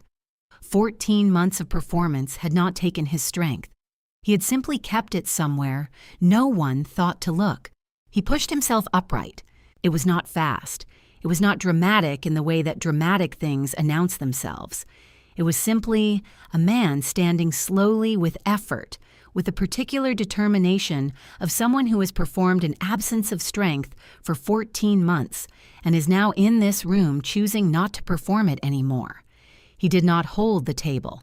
He did not look for assistance. He stood. The room noticed before Brooke did. The ambient noise dropped in the way it drops when something unexpected enters a space. People thought they understood. By the time Brooke paused mid-sentence to read the room, the silence was complete enough that her pause was audible. She turned. I watched her face process what she was seeing. Fast, she was intelligent, but not fast enough to prevent the flicker. 2 seconds of unguarded recognition before the reconstruction began. Her hands tightened on the podium edges. Dad. The word came out pressured force through a space that had become too narrow. You should sit down. I have been sitting for 14 months, Brooke. His voice carried without effort, the voice of a man trained in courtrooms for 30 years. I think that's long enough. He reached into his inside jacket pocket and removed the USB drive. Garrett had been moving since the moment Wallace stood crossing from the east side with the unhurried pace of someone repositioning, arriving precisely as Wallace extended his hand. Wallace placed the USB in Garrett's palm, not dropped, placed with the deliberate care of a man handing over something kept carefully and deserving to be received the same way. Garrett closed his hand around it. He looked at his father for one full, held moment. Then he turned and walked toward the east wall where Declan stood at the audio-visual station, hand already extended toward the input panel. Wallace remained standing. He looked across 40 feet of room at his daughter. It was not anger. I had expected anger and been wrong. It was something older, the expression of a man who had loved someone for 30 years, watched them become unrecognizable, and arrived after considerable cost at a place beyond the grief of it. "I've been waiting for the right moment, sweetheart," he said. The word was not ironic. It was simply the word he had always used, and he used it now because whatever she had done, she was still his daughter. "I think this is it." At the audio-visual station, a small light turned green. The first sound was static, less than a second of it, the kind of brief electronic clearing that precedes a recording being played through a system it was not originally made for. In the context of a room that had gone very quiet, following Wallace Langford's unexpected appearance at the standing position, that fraction of a second of static was enough to redirect every remaining unit of attention in the space toward the speakers mounted at the four corners of the Rosewood main hall. Then the voice. It was Brooke's voice, unmistakably, completely without any possible attribution to anyone else in that room or any room adjacent to it. The recording quality was what it was, a small digital device held in a cardigan pocket, capturing what it could, but the voice was clear enough. The particular cadence of it, the specific rhythm of her speech, the way certain words landed with slightly more weight than the words around them. Anyone who had spoken with Brooke Langford for more than an hour would have recognized it. "The old man is easier than I thought," the recording said. "He stopped fighting the tea months ago." The room processed this in the way that rooms process things that do not immediately resolve into sense, a collective pause, a suspension of the usual ambient movement, as though 82 people had simultaneously decided to be very still and find out what came next. A man's voice responded, lower, less distinct, but audible, Conrad Ashby's voice for those who knew it. For those who did not, it was simply a male voice in a private conversation that was no longer private. "And the mother?" he asked. "She's harmless." A brief pause. The sound of something being set down, a glass perhaps, or a cup. "Garrett keeps her at a distance anyway. Once the ring is on my finger, the old woman and the old man are our biggest problems. And problems have solutions, Conrad." I was standing near the east wall, 22 feet from the nearest speaker. I did not move. I held my empty tray at my side, and I listened to my own voice being described as harmless, and I thought, good. Let her think that. Let her have thought that for as long as she did. The recording continued. There were 3 segments, as Philippa and I had agreed, selected for clarity, for relevance, and for the specific legal threshold of demonstrating intent. The second segment addressed the guardianship arrangement in terms that required no interpretation. The third addressed Conrad Ashby's role in the witness signature fraud with a directness that suggested Brooke had felt entirely secure in that conversation, which she had because the man she believed was incapable of retaining what he heard was the man who had been recording it. At some point during the second segment, I became aware of movement at table 7. Conrad Ashby, seated under the name Andrew Colton in a dark jacket at a table that placed him near the south wall of the room, had pushed his chair back from the table. Not dramatically. The movement of someone who has decided that the current location is no longer the correct one and is attempting to change it before the window closes. He rose to his feet and turned toward the south exit. Declan Rafferty was already there. Declan had moved from the audio-visual station at the east wall the moment the recording began playing. I had not seen him move, which meant he had moved the way he always moved, without drawing attention to the movement itself. He was standing at the south exit with his hands at his sides and the expression of a man who is not going to move and is not going to explain why he is not going to move, because the explanation is self-evident. Conrad looked at Declan. He looked at the east exit. The east exit had been covered since the start of the recording by the event security staff. I had engaged, through my coordinator contract, 2 individuals whose presence at the exits had been arranged as standard event security and who had received through Philippa the specific instruction to maintain their positions until notified otherwise. Conrad sat back down, the movement of a man accepting a reality he cannot currently alter. At the podium, Brooke had attempted somewhere during the first segment to reach for the microphone controls. The built-in microphone on the podium was connected to a separate circuit from the playback system, a technical separation that Declan had implemented during his 2 o'clock setup, and that meant whatever she adjusted at the podium had no effect on what was coming through the room speakers. She had understood this within approximately 15 seconds and had stopped touching the controls. She stood at the podium with her hands gripping its edges. I had a clear view of her from my position, and what I observed was the process of a very controlled person working to maintain control under conditions that were dismantling the foundation of it. The color had changed in her face, not dramatically, not the theatrical pallor of fiction, but the specific alteration that occurs when blood is being redistributed by a body responding to threat. She said, "This is fabricated." Her voice was steady. She was good at steady.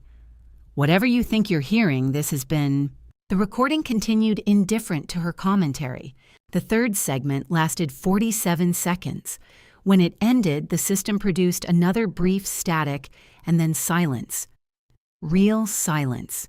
Not the silence of a room waiting for something to happen, but the silence of a room in which something has already happened and the participants are only beginning to understand the full dimensions of it. I looked at Wallace. He was still standing. His hands were at his sides now, no longer needing the armrests. He was looking at his daughter at the podium with the expression I had seen in the garden at Preston Hollow. Not anger, not satisfaction.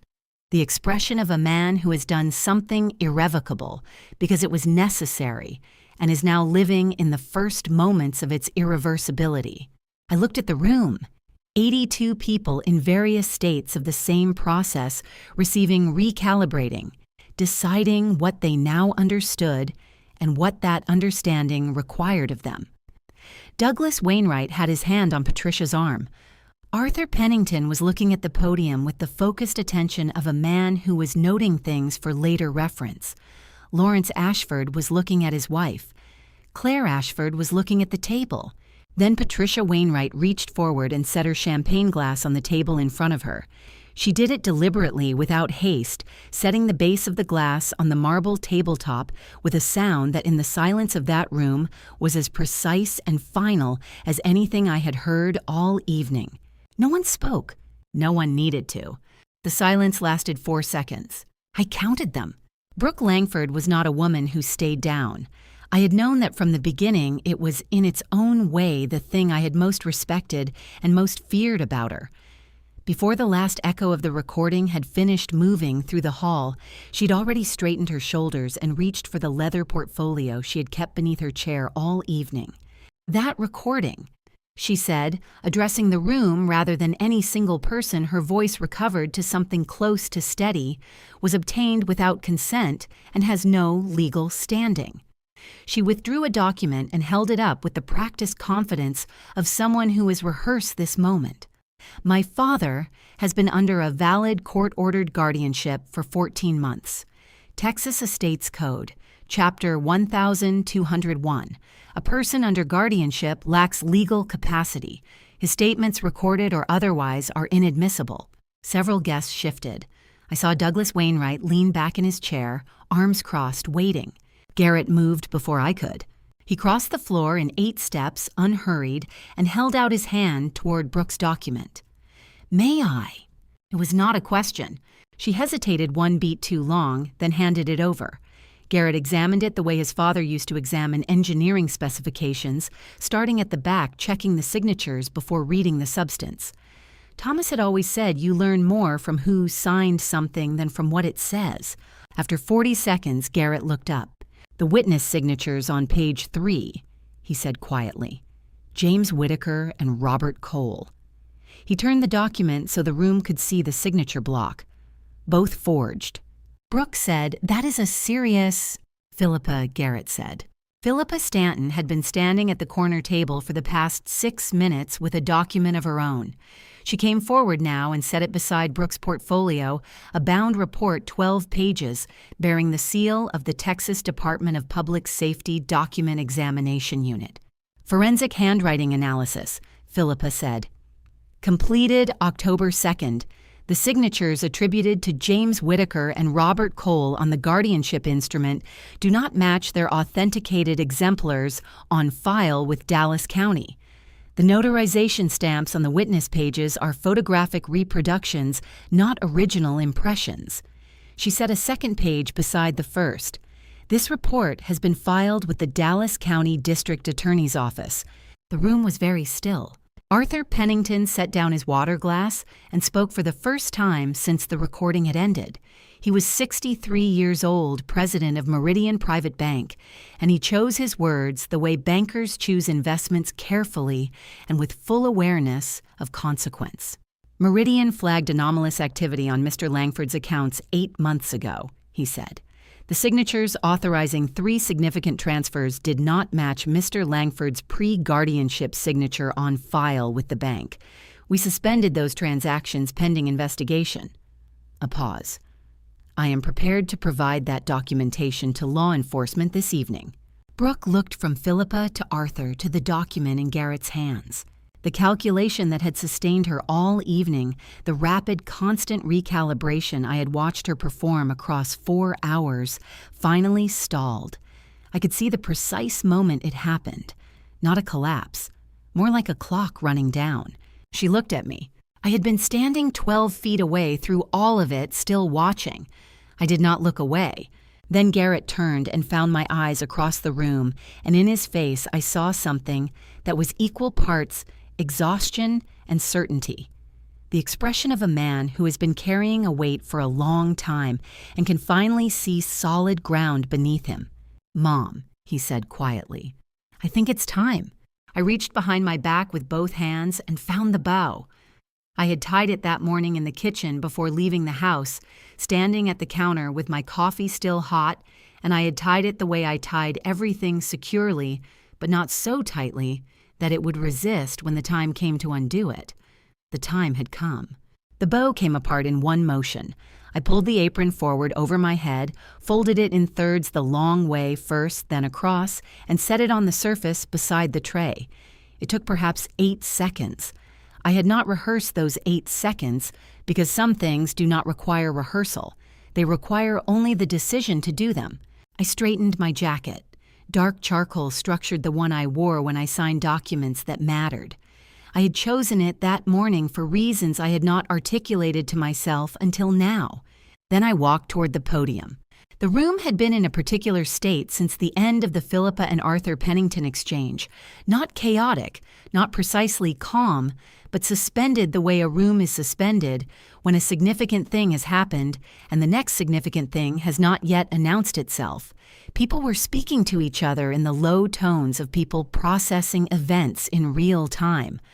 Brooke was still at the podium, her hands no longer gripping its edges but resting on them, which was a different kind of tension distributed, managed the posture of someone conserving what remained. She watched me cross the room. I was aware of her watching. I did not alter my pace. Douglas Wainwright stood up. He did it without announcement or ceremony, rising from his chair at table 2 with the quiet authority of a man who has decided that standing is the appropriate response to what is happening and has no interest in explaining the decision. Patricia rose beside him a half-second behind in the way that two people who have been married for a long time sometimes move, not coordinated, simply aligned. From table 5-2 of Hargrove Global's senior development partners rose. Then Lawrence Ashford from table 8, who had been watching the evening unfold with the careful attention of someone who preferred to understand a situation fully before committing to a position and had apparently reached his conclusion. Then 3 more, the state senator's chief of staff, a woman from the investment banking table whose name I knew from board meeting agendas, one of the sitting judges. Not everyone stood, perhaps 30 of the 82, but the 30 who stood were in the particular social mathematics of a room like this one, the 30 whose standing carried weight that the others registered. Douglas spoke when I was 6 feet from the podium. He did not raise his voice, he did not need to, because the room had arrived at the quality of attentiveness that made a normal speaking voice carry completely. For those of you who may not have had the occasion to meet her, he said, the woman crossing this room is Vivian Hargrove, chairman and principal shareholder of Hargrove Global, the company responsible for the Meridian Tower, the Crosspoint development in Uptown, the Riverside mixed-use project currently under construction in Fort Worth, and a number of other things that have contributed materially to the economy and built environment of this city for the past 30 years. He paused. She has been serving you canapés for approximately 3 hours. A sound moved through the room. Not laughter, something more complex than laughter. The sound of 82 people simultaneously recalibrating an evening they thought they had understood. I reached the podium. Brooke was to my left, approximately 4 feet away. I did not look at her immediately. I looked at the room, at Douglas, at Arthur, at Wallace standing on the west side, at Garrett positioned near the east wall where Declan had been, at the faces of people I knew professionally, and people I had never met, and people who fell somewhere in between. I looked at the room the way I looked at a building site before breaking ground, taking inventory, noting what was present, understanding the full dimensions of what I was about to begin. Then I turned to Brooke.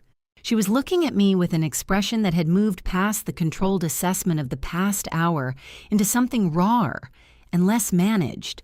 Not fear exactly, or not only fear, also the specific quality of recognition that arrives when a person understands for the first time and all at once that the situation they believed they controlled had been controlled by someone else for a considerable period of time.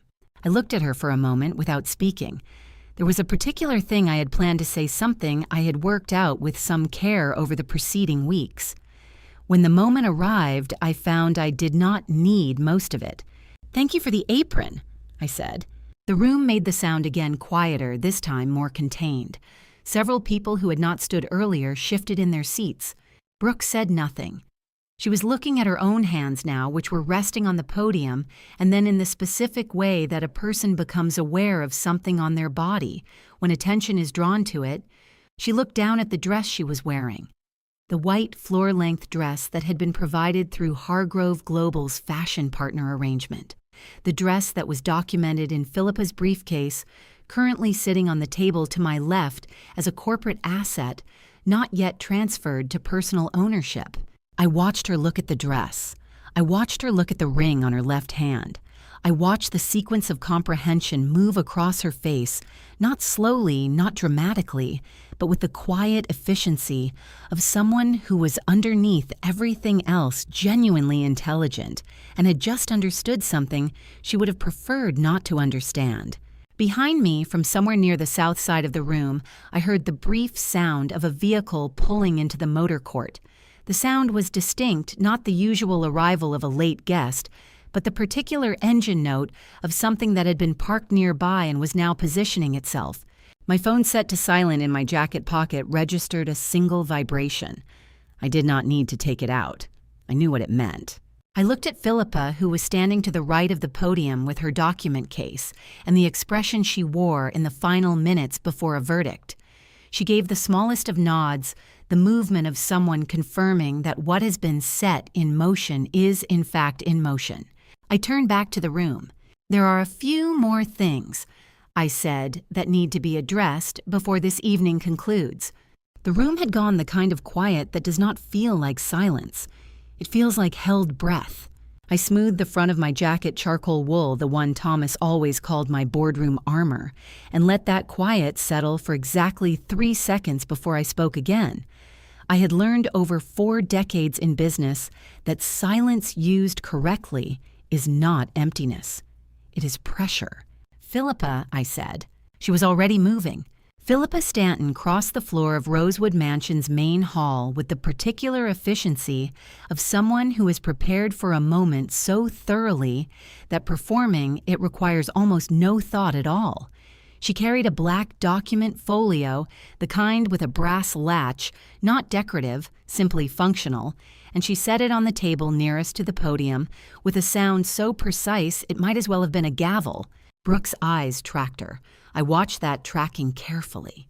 "You signed 2 agreements in August," I said, directing my words to Brooke but allowing my voice to carry.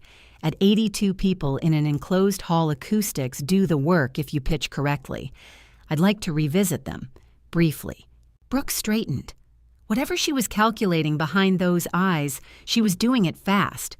I had always respected her for that in the way you respect a storm system, not fondly but with full attention. The first, Philippa said, opening the folio and withdrawing a document secured with a blue clip, is the Service Coordination Agreement.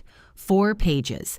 Executed August 9th, notarized August 9th. She set it on the table face up.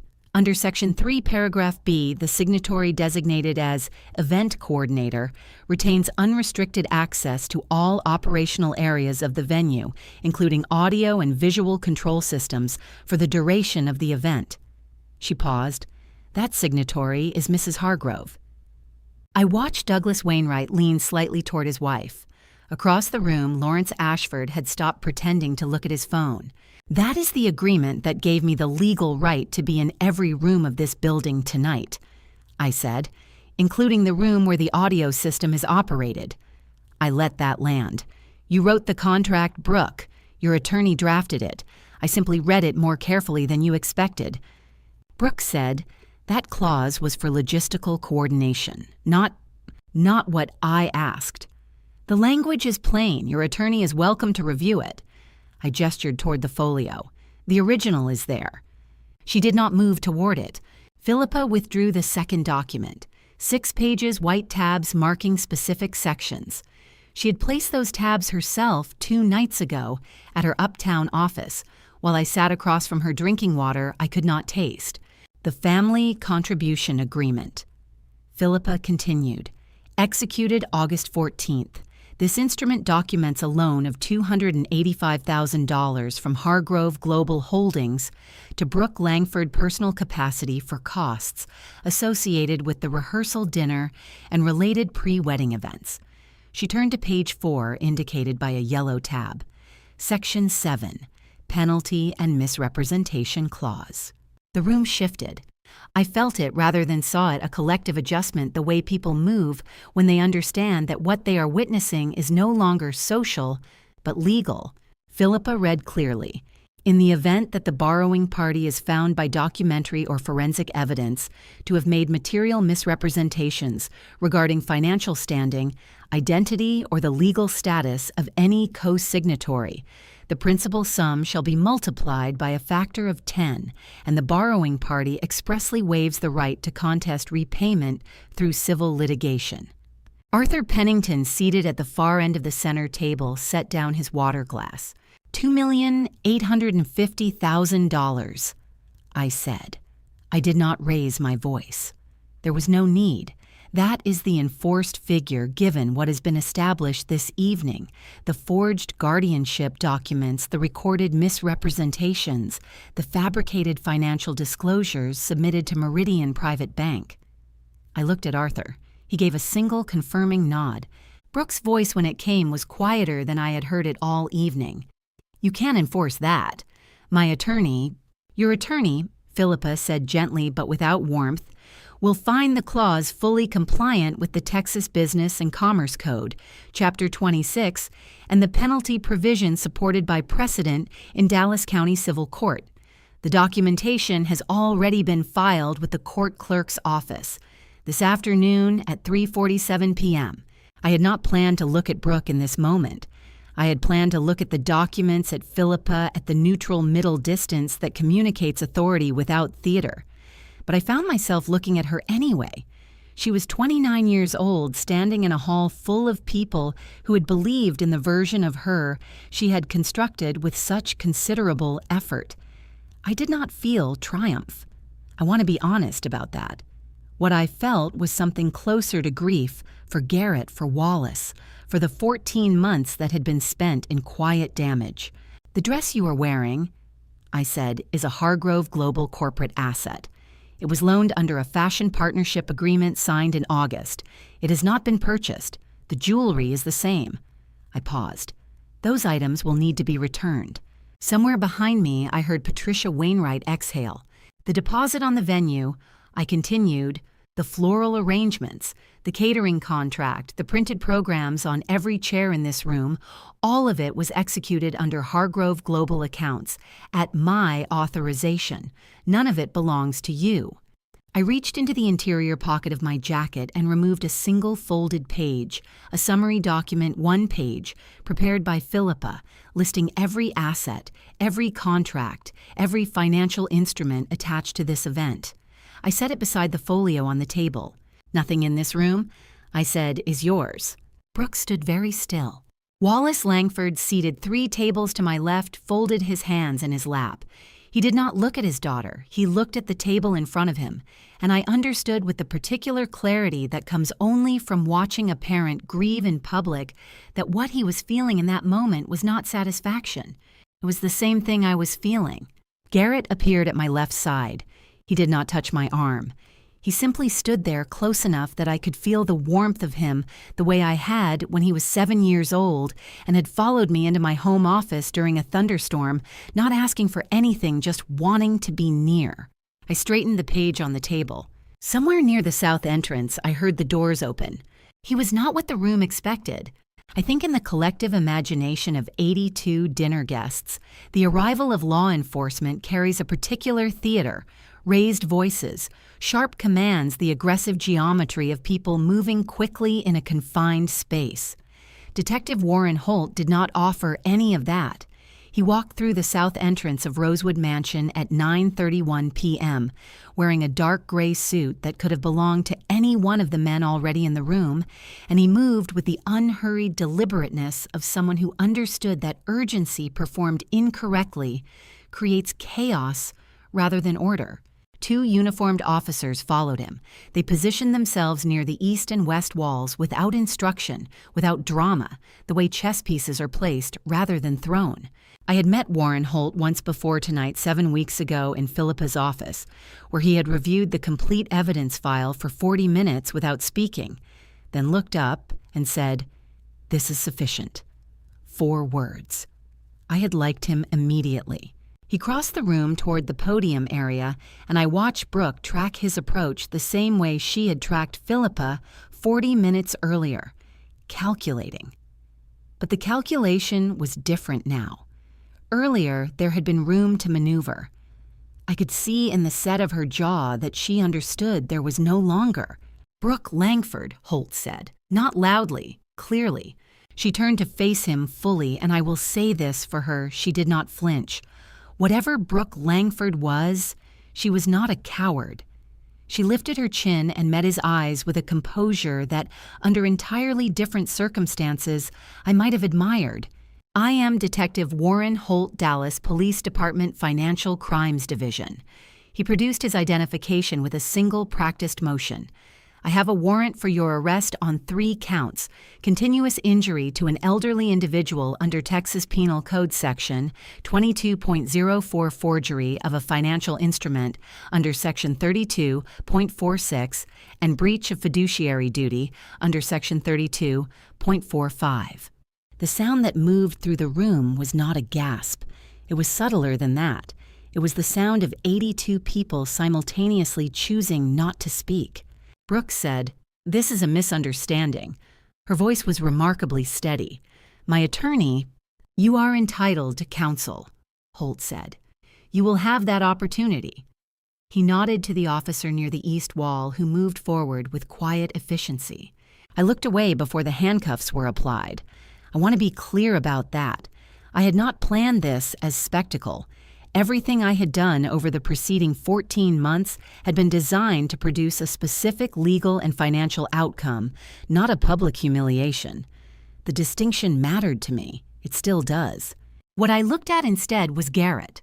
He was standing 8 feet to my left, very still in the way he goes still when he is managing something large and internal. The same stillness he had shown at his father's funeral 11 years ago when he was 19, and did not yet know how to let grief exist in his face.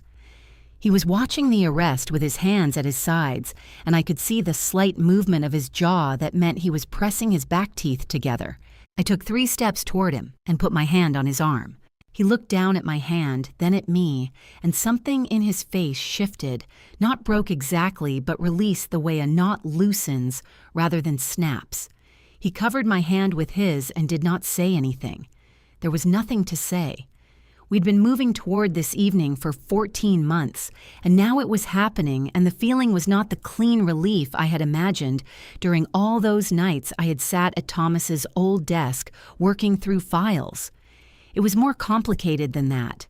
Most true things are. Across the room near the service corridor entrance, Declan Rafferty had located Conrad Ashby. Conrad had made 3 attempts to reach the exit.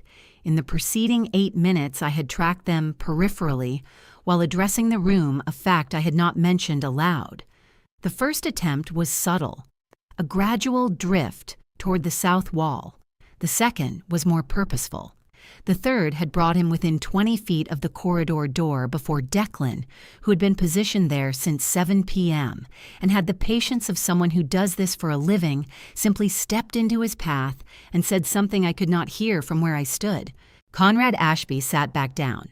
When the second uniformed officer approached him with the warrant, separate charges filed simultaneously, including conspiracy to commit fraud and falsification of legal documents, he did not maintain Brooke's composure. He looked at the table in front of him and said nothing, which is its own kind of answer. I heard Wallace before I saw him move. The sound was the wheels of his chair on the parquet floor, a soft, deliberate roll, and I turned to find him navigating slowly toward the area where Brooke stood with Holt. The officer nearest him watched but did not intervene. Philippa had briefed Holt on Wallace's presence and legal standing, and his right to be in this room was unambiguous. He stopped approximately 6 feet from his daughter. Brooke looked at him. For the first time all evening, I saw something cross her face that was not calculation or performance. It was rawer than that, and I recognized it because I had felt it myself. Once in a hospital corridor, when I understood that something irreversible had occurred and no amount of competence or preparation could alter it. Wallace did not speak for a long moment. Then he said simply, "I love you, sweetheart. I have always loved you. That is why this had to happen." Brooke closed her eyes. Holt waited with the particular courtesy of a man who knows when to allow a moment its full weight before procedure resumes. When the officers guided Brooke toward the south exit, the room remained silent. Not the tense silence of earlier, something different. The silence of people who have witnessed something true and are not yet sure what to do with it. I stood beside Garrett, my hand still on his arm, and watched the doors close behind her. The chandeliers of Rosewood Mansion continued to burn at full brightness, indifferent and beautiful as they had all evening. The first thing I noticed after the doors closed was how warm the room still was. Not temperature. The climate system at Rosewood Mansion was precisely managed, had been all evening. What I mean is something harder to name. The warmth of 82 people who had shared a meal and a shock, and in some cases, a quiet reckoning of their own. It clung to the room the way heat clings to pavement after the sun has gone present, radiating, slowly releasing. People began to move, not all at once. Gradually, the way water finds its own level. Douglas Wainwright was the first to reach me.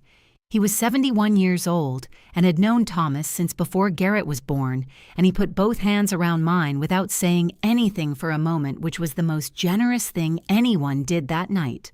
"Vivian," he said finally, just my name, the way old friends use names as complete sentences.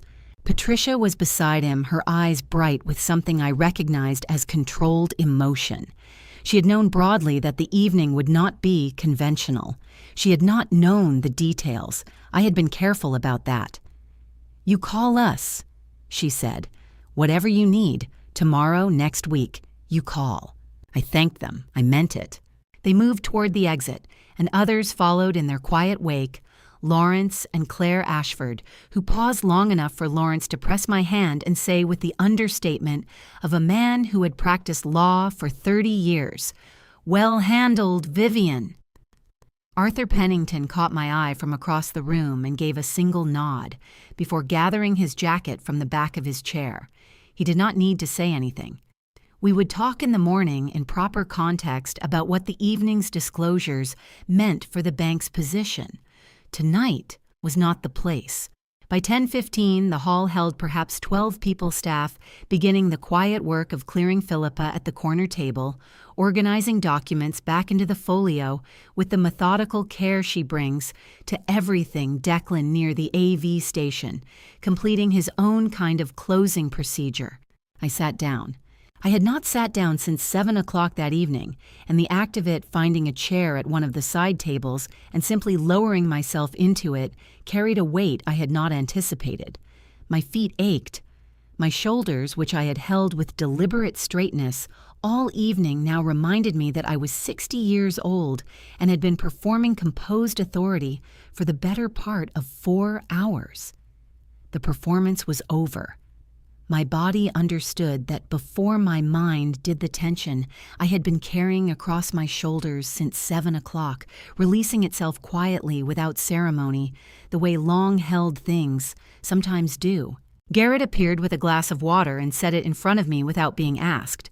He pulled out the adjacent chair and sat beside me, angled slightly inward the way he used to sit at the kitchen table when he was doing homework and wanted company without conversation. We sat like that for several minutes. "Are you all right?" he asked eventually. I considered the question honestly. "I think so," I said. "Ask me again in a week." He almost smiled. It did not quite complete itself, but I saw the beginning of it, and that was enough. "She really thought she had you," he said, not bitterly, more with the tired wonder of someone reviewing a game after its conclusion. "She had a version of me," I said. "The version she'd decided I was." I turned the water glass slowly on the tablecloth. People who underestimate others usually do it because they need to. It makes the plan simpler. Garrett was quiet for a moment. "I did love her," he said. "I want you to know that. It wasn't—" He stopped, reformulated. "It was real on my side."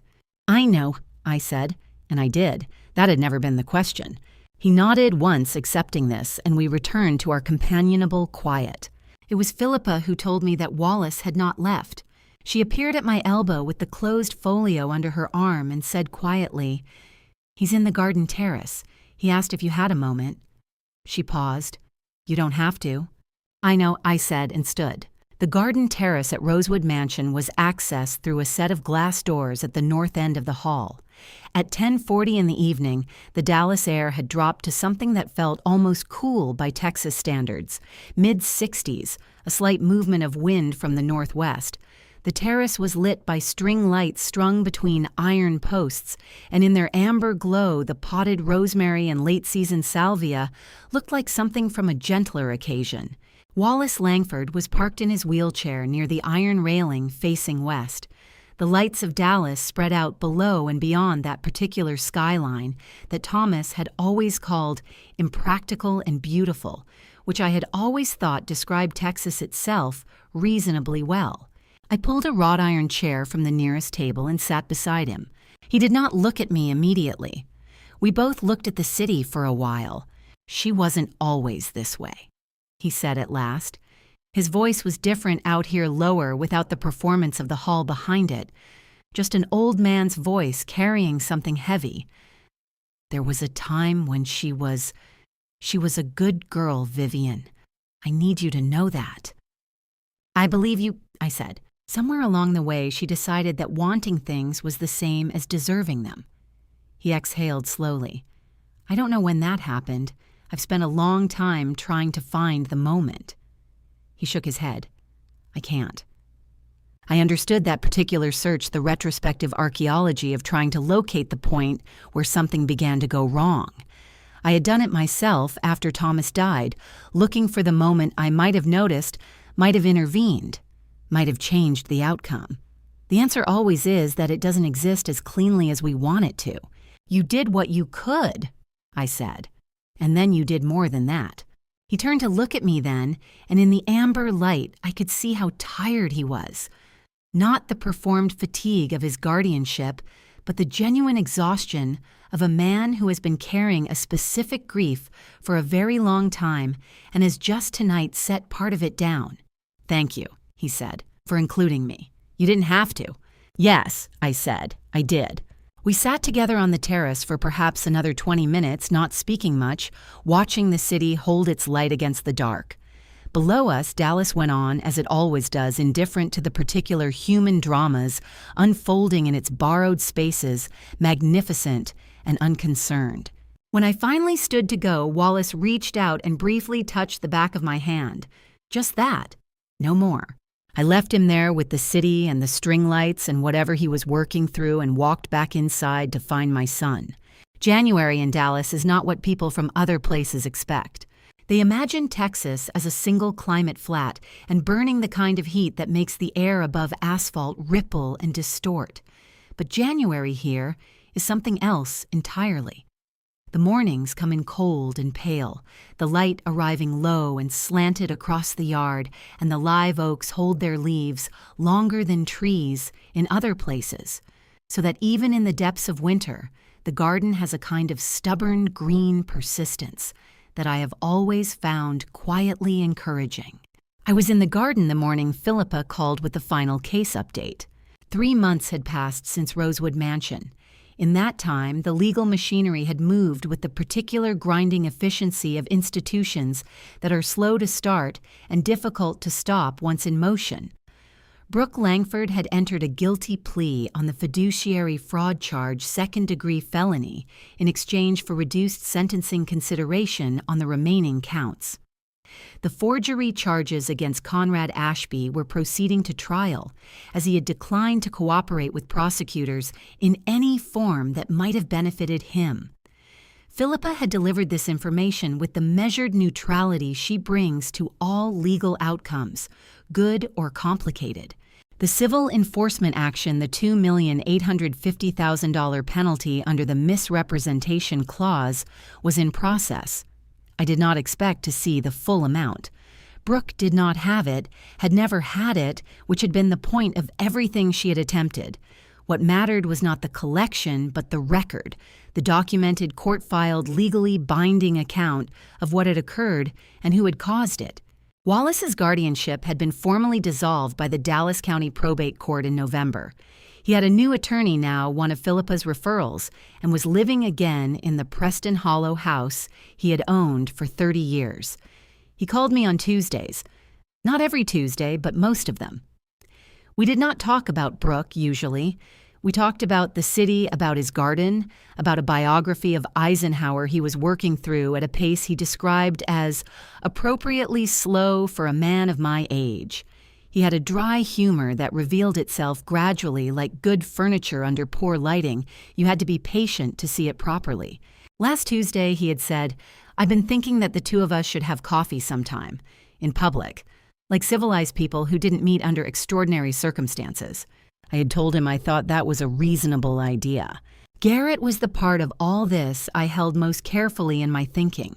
He had taken 2 weeks away from the office after the rehearsal dinner, not at my suggestion, but at his own recognition that he needed the distance. He had driven to Marfa, which is what people in Dallas do when they need to be somewhere empty and large and honest. He had called me from there on the 3rd day, not to report anything, just to talk. We had spoken for an hour and 20 minutes about nothing in particular, the stars over the high desert, a restaurant he had found, a book he had started, and abandoned a dog he had briefly considered adopting from a shelter outside of town. He had not adopted the dog, but he had thought about it, which I took as a sign of something opening rather than closing. When he came back to Dallas, he came back differently. Not healed, I want to be honest about that, because I think the word healed is often used to describe something faster and cleaner than what actually occurs when a person discovers that someone they loved was not what they believed. What Garrett came back as was present, attentive to the actual texture of his days rather than the version of his future he had been constructing around a false premise. He had dinner with me on Sunday evenings now. We cooked together, which we had not done since he was in high school, and I had taught him badly and with considerable patience the fundamentals of a proper roast chicken. He had surpassed me in technique years ago, which I had always considered a satisfactory outcome of the lesson.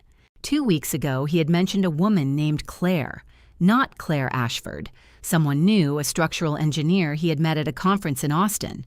He had mentioned her once briefly, without elaboration, in the careful way people introduce something they are not yet ready to examine in full light. I had not asked questions.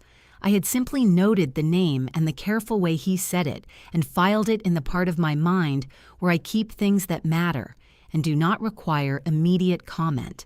I was still in the garden when I set my phone down after Philippa's call and looked at the rose beds Thomas had planted the year Garrett was born. They were cut back for winter, bare canes, brown and angular against the January light, looking for all the world like something finished. But I had tended these roses for 30 years, and I knew what bare canes in January actually mean. They are not an ending. They are a plant consolidating its resources, directing everything inward, preparing for what comes next. Thomas had explained this to me the first winter we were married, when I had looked at them with some alarm and asked if they were dead. "They're resting," he had said. "There's a difference." I had thought about that distinction more times than I could count over the years. That morning in the cold January light, I thought about it again. The things that remained 3 months after Rosewood Mansion were not what I would have predicted if you had asked me 14 months ago when Garrett first came home and told me about the woman he had met at a charity gala in April. I had predicted resolution, clean, complete, the legal and financial order restored, a clear line drawn between before and after. What remained instead was more ordinary than that and more sustaining. Sunday dinners, Tuesday phone calls, a garden preparing itself quietly for spring, a son learning carefully how to trust the evidence of his own eyes again, an old man in Preston Hollow reading about Eisenhower at an appropriately slow pace, and the persistent particular knowledge, the kind that settles into the body rather than just the mind, that the most important things I had protected over the preceding 14 months were not assets or accounts or legal instruments. They were these, exactly these. I picked up my coffee cup from the garden bench, found it had gone cold, and decided to go inside and make a fresh one. Some things are worth starting over. People ask me if I regret any of it. I don't. But let me be honest, Grandma Revenge is not what the movies show. It is not loud or fast or clean. It is 14 months of silence, documentation, and patience that costs more than most people are willing to pay. Raw revenge feels satisfying to imagine. Living it is different. What I chose was truth delivered carefully at the right moment with the right witnesses. My advice: don't carry it alone as long as I did. Tell someone sooner. Trust the people who have earned it. I'm not a perfect mother, but I believe, and I return to this often, that there is a time for every purpose under heaven. God's timing held this story together when my own patience nearly didn't. This was raw revenge in its quietest form. And grandma revenge, when built on truth rather than anger, tends to last longer than anyone expects. That is my personal belief, and this story is my evidence. If something here stayed with you, share it, leave a comment, and subscribe so you never miss what comes next. Thank you for staying until the very end. The stories ahead contain fictional elements built for reflection and education. If that is not for you, no hard feelings. But if you are staying, we are glad to have you.